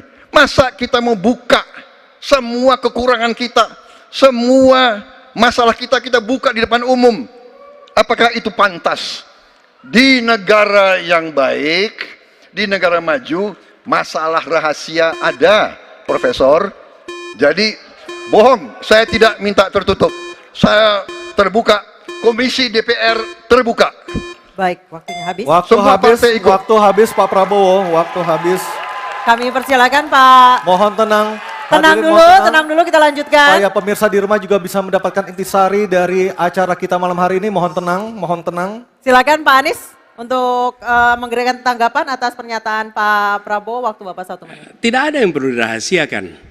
Bapak Presiden menyampaikan, Bapak punya lahan lebih dari 340.000 hektar, sementara TNI kita, prajurit kita, selebih dari separuh tidak punya rumah dinas. Itu fakta, tidak perlu dibicarakan secara tertutup. Itu kekurangan yang harus kita perbaiki. Dan ketika tadi Bapak mengatakan, Bapak akan meningkatkan kesejahteraan. Pak, Bapak ini sudah Menhan selama 4 tahun, hampir 5 tahun. Bukan calon Menhan. Jadi harusnya menunjukkan inilah yang sudah saya kerjakan. Bukan mengatakan apa yang akan dilakukan. Nah saya menyampaikan, bila saya ditugasi maka kenaikan gaji dilakukan tiap tahun. Maka perumahan prajurit TNI dipastikan dibangun. Sehingga mereka tidak perlu ngekos, tidak perlu mereka sewa. Dan mereka bisa tenang. Mereka diminta mempertahankan setiap jengkal, tapi kita tidak memberikan tempat tinggal bagi mereka berdinas. Itu tidak benar, itu harus dikoreksi. Baik, waktu habis. Terima kasih Pak Anies. Mohon tenang Bapak dan Ibu, mohon tenang. Tenang dulu yuk supaya kita bisa lanjutkan acaranya. Mohon tenang dulu. Mohon tenang menjaga ketertiban, kita berikan hak yang sama kepada 3 capres kita, mohon tenang. Dan kita akan memasuki sesi tanya jawab yang terakhir, yakni calon presiden nomor urut 3 Pak Ganjar Pranowo dan calon presiden nomor urut 2 Bapak Prabowo Subianto untuk saling tanya jawab dan menanggapi. Dan kami silakan Pak Ganjar untuk bertanya kepada Pak Prabowo, waktu Anda 1 menit, silakan Pak Ganjar. Terima kasih. Pak Prabowo, saya senang sekali Bapak memantik saya, data saya tidak benar. Silakan bantah data saya hari ini Pak. Dan saya izinkan kalau ada staf mau bantu silakan berdiri di sebelahnya. Izinkan. Pak, Global Peace Index kita menurut sumber Institute for Economic and Peace kita turun Pak. Kalau mau di close up boleh. Silakan. Saya bawakan ini dari rumah. Mari kita bicara data yang benar. Global Militarization Index kita sumbernya Bonn International Center for Conflict Studies turun. Semua skornya ada. Kapabilitas militer kita, ini dari Law Institute Asia Power Index, turun. Proporsi anggaran pertahanan kita sumbernya IISS Military Balance Plus turun. Pak Prabowo, saya mau bertanya kepada Bapak, termasuk kemudian capaian MEF kita hanya 65,49% dari target 79%. Mengapa terjadi penurunan dan apa solusinya? Waktu habis. Pak Prabowo silakan untuk menjawab pertanyaan dari Pak Ganjar, waktu Bapak 2 menit silakan. Jadi Pak Ganjar, saya sudah buat rencana, tetapi yang menentukan termasuk Menteri Keuangan. Dan masalah yang kita hadapi, tolong ya, saya memang sudah jadi Menteri Pertahanan 4 tahun, tetapi kita diganggu oleh COVID 2 tahun, di mana terjadi refocusing. Jadi banyak yang kita ajukan tidak disetujui oleh Menteri Keuangan. Jadi sebagai seorang menteri, sebagai seorang team player, saya harus loyal. Jadi ya saya tidak banyak bicara di depan umum ya. Tapi data-data yang Bapak ungkapkan masalah pesawat bekas ya,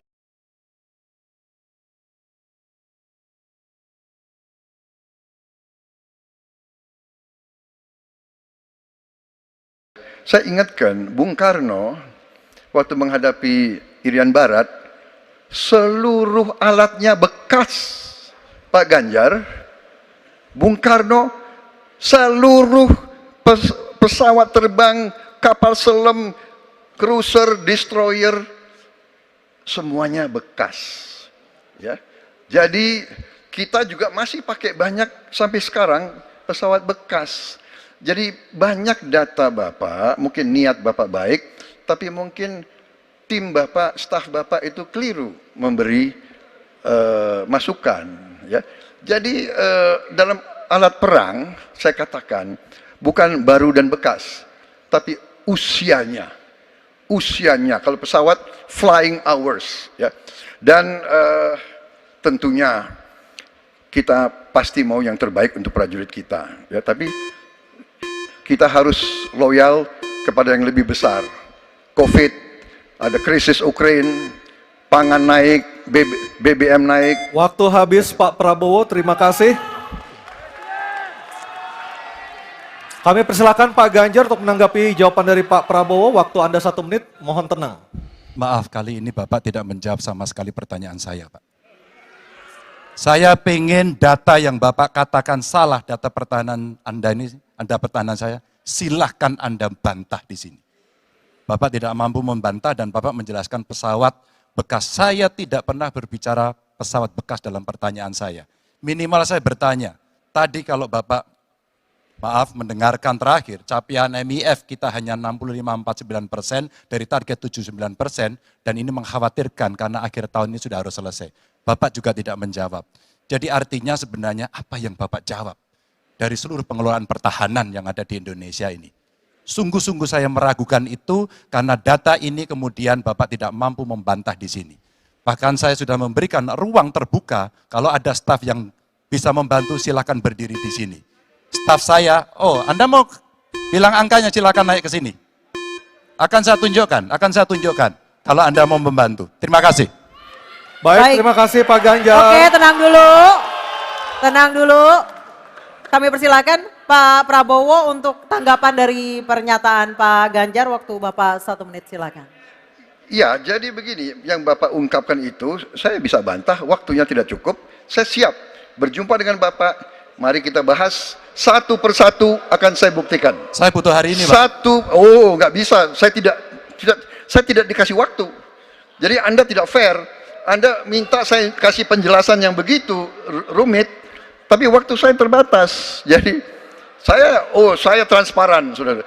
Dan yang saya katakan, kalau kita bicara MEF itu mulai dari berapa periode yang lalu. Ya, kalau kita mau buka-bukaan, Menteri Pertahanan sebelum saya, apakah tidak juga berpengaruh? Juga Menteri Keuangan yang banyak tidak menyetujui disbursement.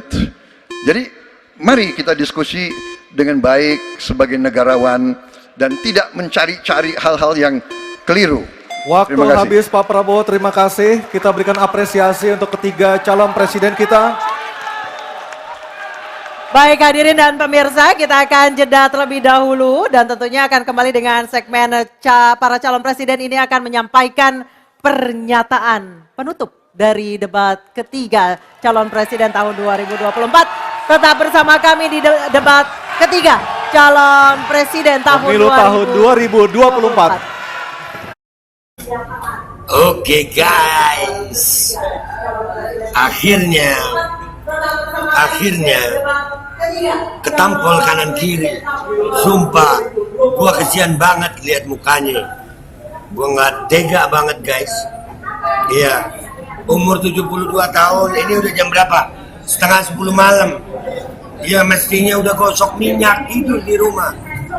Iya, tidur udah. Apalagi di rumah nggak ada yang ngerokin. Kesian gue. Iya, itu ruangan ber-AC, tapi kenapa berkeringat?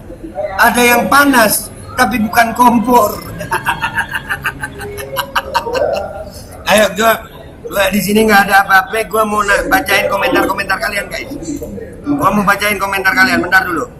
Komentar kalian akan gue bacain. Mana ya komentar.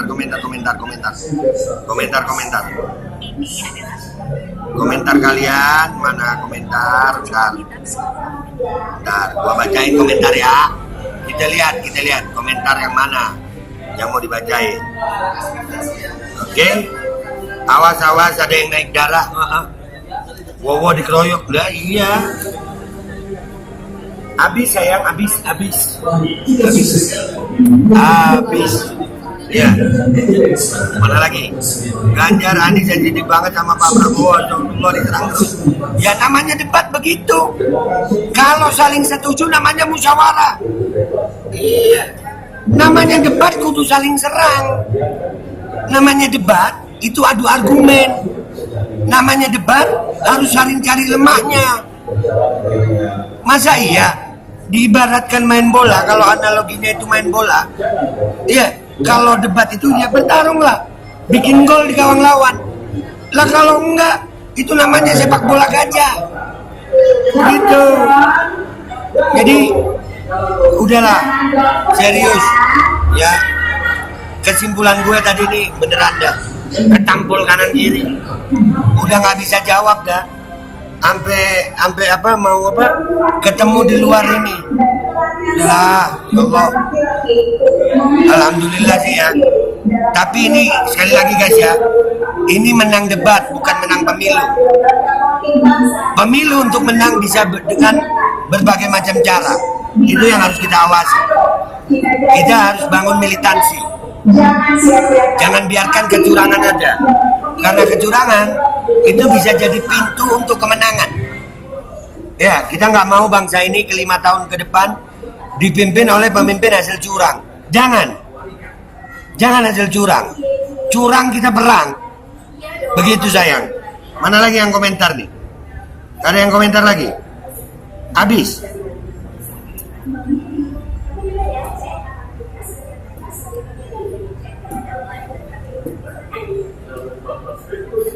Wowo selesai KO. Waduh. Prit panggil ambulans dan damkar. Salam dari Kebayoran, pendukung Anies Baswedan.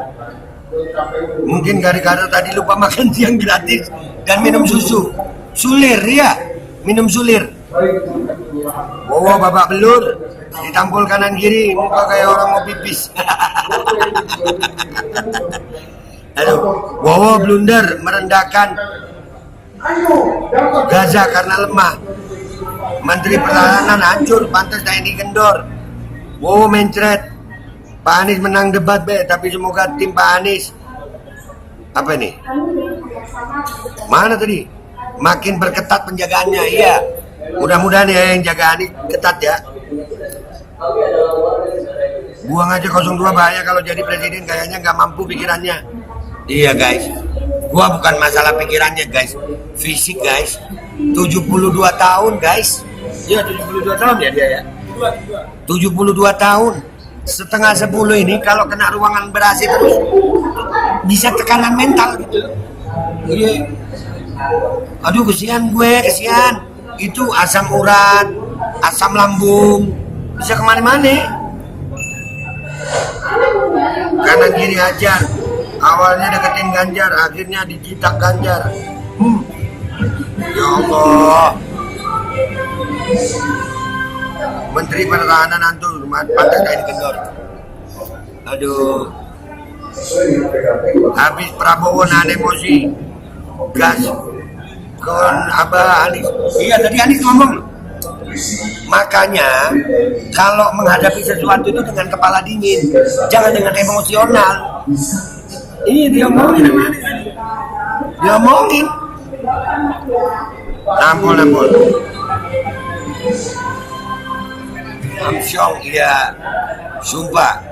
Ini kira-kira seminggu sampai 10 hari ke depan kita akan ngebahas potongan-potongan video itu yang sudah viral. Ya, bismillah. Makan Pak. Ya.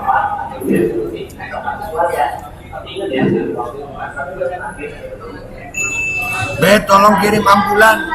Wow. Komentar kalian serem loh komentar kalian ini. Jangan dong. Jangan dong. Menghilang dari line. Lagi surat.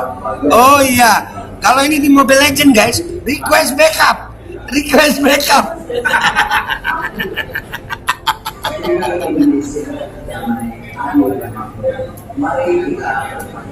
Aduh.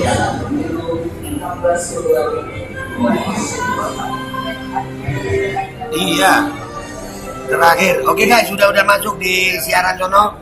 Kita siap ke siaran sono. Ketenangan nih saya untuk Betul bisa sekali. mendapatkan intisari dari debat ketiga ini. Dan kita sudah sepakat sejak awal dan juga sudah tertera jelas di tata tertib bahwa Bapak Ibu yang ada di sini harus tenang. Kepada ketiga calon presiden, Bapak Anies Baswedan, Bapak Prabowo Subianto, Bapak Ganjar Pranowo, kami mohon untuk maju ke podium. Segmen ke-6 ini adalah segmen terakhir di mana para calon presiden akan menyampaikan pernyataan penutup. Dan kesempatan pertama kami berikan kepada calon presiden nomor urut 2, Bapak Prabowo Subianto menyampaikan pernyataan penutupnya dalam waktu 2 menit. Kami persilakan Pak Prabowo Subianto. Saudara-saudara sekalian, kita patut bersyukur bahwa dalam beberapa dasawarsa ini negara kita terhindar dari konflik bersenjata dengan negara asing. Ini berkat kepemimpinan dan kenegarawanan pemimpin-pemimpin kita. Untuk itu, saya ucapkan terima kasih dan saya mengajak kita semua mengucapkan terima kasih kepada semua pemimpin dan presiden kita terdahulu. Juga saya bertekad manakala saya menerima mandat dari rakyat untuk tetap menjalankan politik bebas aktif, non-blok, menghormati semua negara, menjadi tetangga baik bagi semua negara di kawasan kita, menjaga jarak yang tidak terlalu jauh tapi juga tidak terlalu dekat dengan semua kekuatan, menjalin kerjasama ekonomi. Saya juga ucapkan terima kasih dan mengajak semuanya mengucapkan terima kasih kepada seluruh prajurit TNI dan Polri dan ASN di seluruh Indonesia yang telah bekerja keras untuk menjaga kita sehingga kita seperti sekarang siap untuk tinggal landas, siap untuk bangkit menjadi negara maju. Kita perlu untuk mempertahankan sistem yang sudah baik. Saya akan teruskan TNI dan Polri tetap berada langsung di bawah kendali Presiden untuk mempercepat reaksi dan memperpendek rentang kendali dan rentang komando. Saya juga akan memperbaiki kesejahteraan dan kualitas hidup TNI, Polri, dan ASN secara signifikan. Saya mengajak semua bangsa bersatu, rukun, dengan kerukunan, dengan persatuan, kita akan jadi kuat. Waktu habis, terima kasih. Bapak Prabowo Subianto, terima kasih. Baik, selanjutnya kami berikan kesempatan. Baik, oke, tenang dulu, tenang dulu. Kami beri kesempatan untuk calon presiden nomor urut 3 Bapak Ganjar Pranowo untuk menyampaikan pernyataan penutup. Waktu Bapak 2 menit, silakan. Terima kasih. Untuk mengakhiri ini tentu saja saya ingin membacakan kembali data, saya khawatir kita keliru. Kalau dari buku himpunan RKAKL 2019-2004, anggaran Kementerian Pertahanan 2019 107,158. 2020 127,358.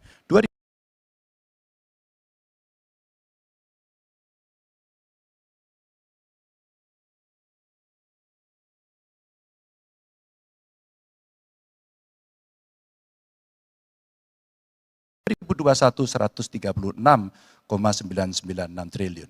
Ada peningkatan. Maksud saya agar kita tidak keliru pada soal data. Dan capaian IMF kita dari data lakibnya Kemenko Polhukam yang dipublish secara terbuka, karena kami tidak bisa mendapatkan data dari Kemenhan secara terbuka, maka minimum essential force kita memang kemungkinan akan berat untuk bisa terpenuhi. Maka Bapak Ibu, dalam konteks politik luar negeri kita, maka otonomi strategis menjadi begitu penting untuk meredefinisi dari politik kita yang bebas aktif.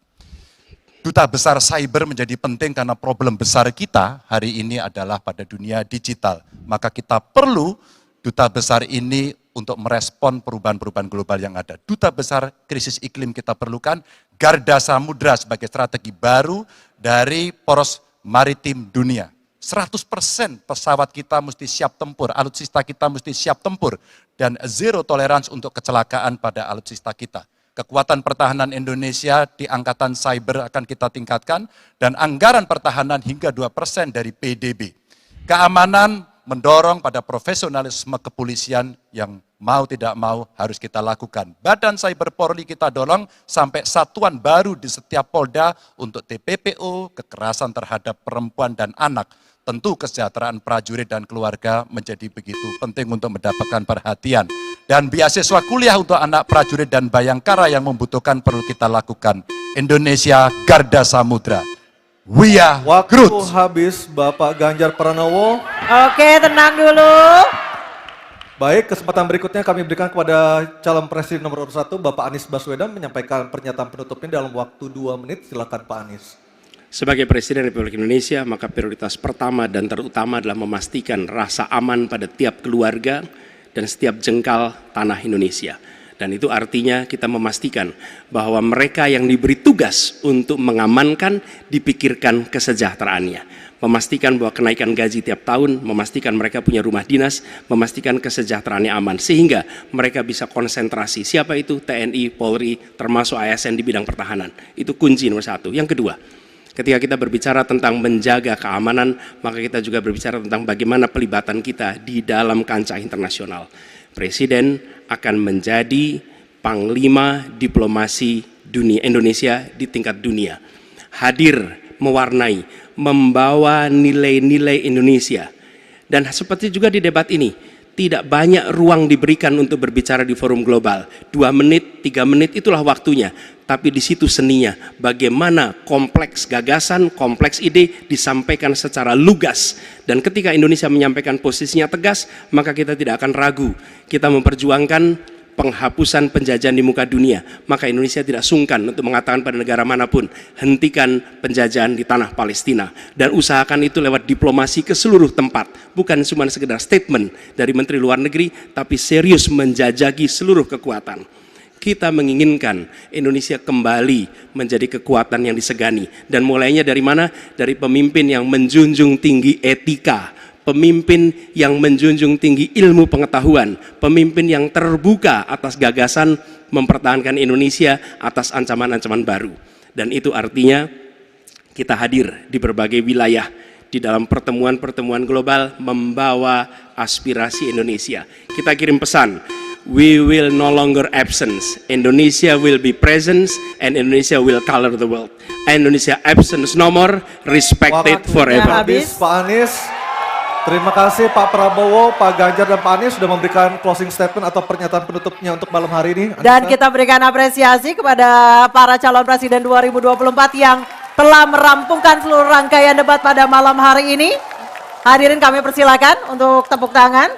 Dan masih tersisa 2 debat lagi yang akan diselenggarakan oleh KPU. Dan kami mengingatkan Anda untuk menggunakan hak pilih Anda pada Rabu 14 Februari 2024. Dan semoga debat ketiga kali ini bisa menjadi bahan pertimbangan Anda untuk menentukan pilihan siapa pemimpin Indonesia ke depan pada 14 Februari 2024. Dan kita tutup acara kita malam hari ini. Saya Aryo Ardi. Saya Anisha Dasuki mengucapkan terima kasih atas kebersamaan Anda.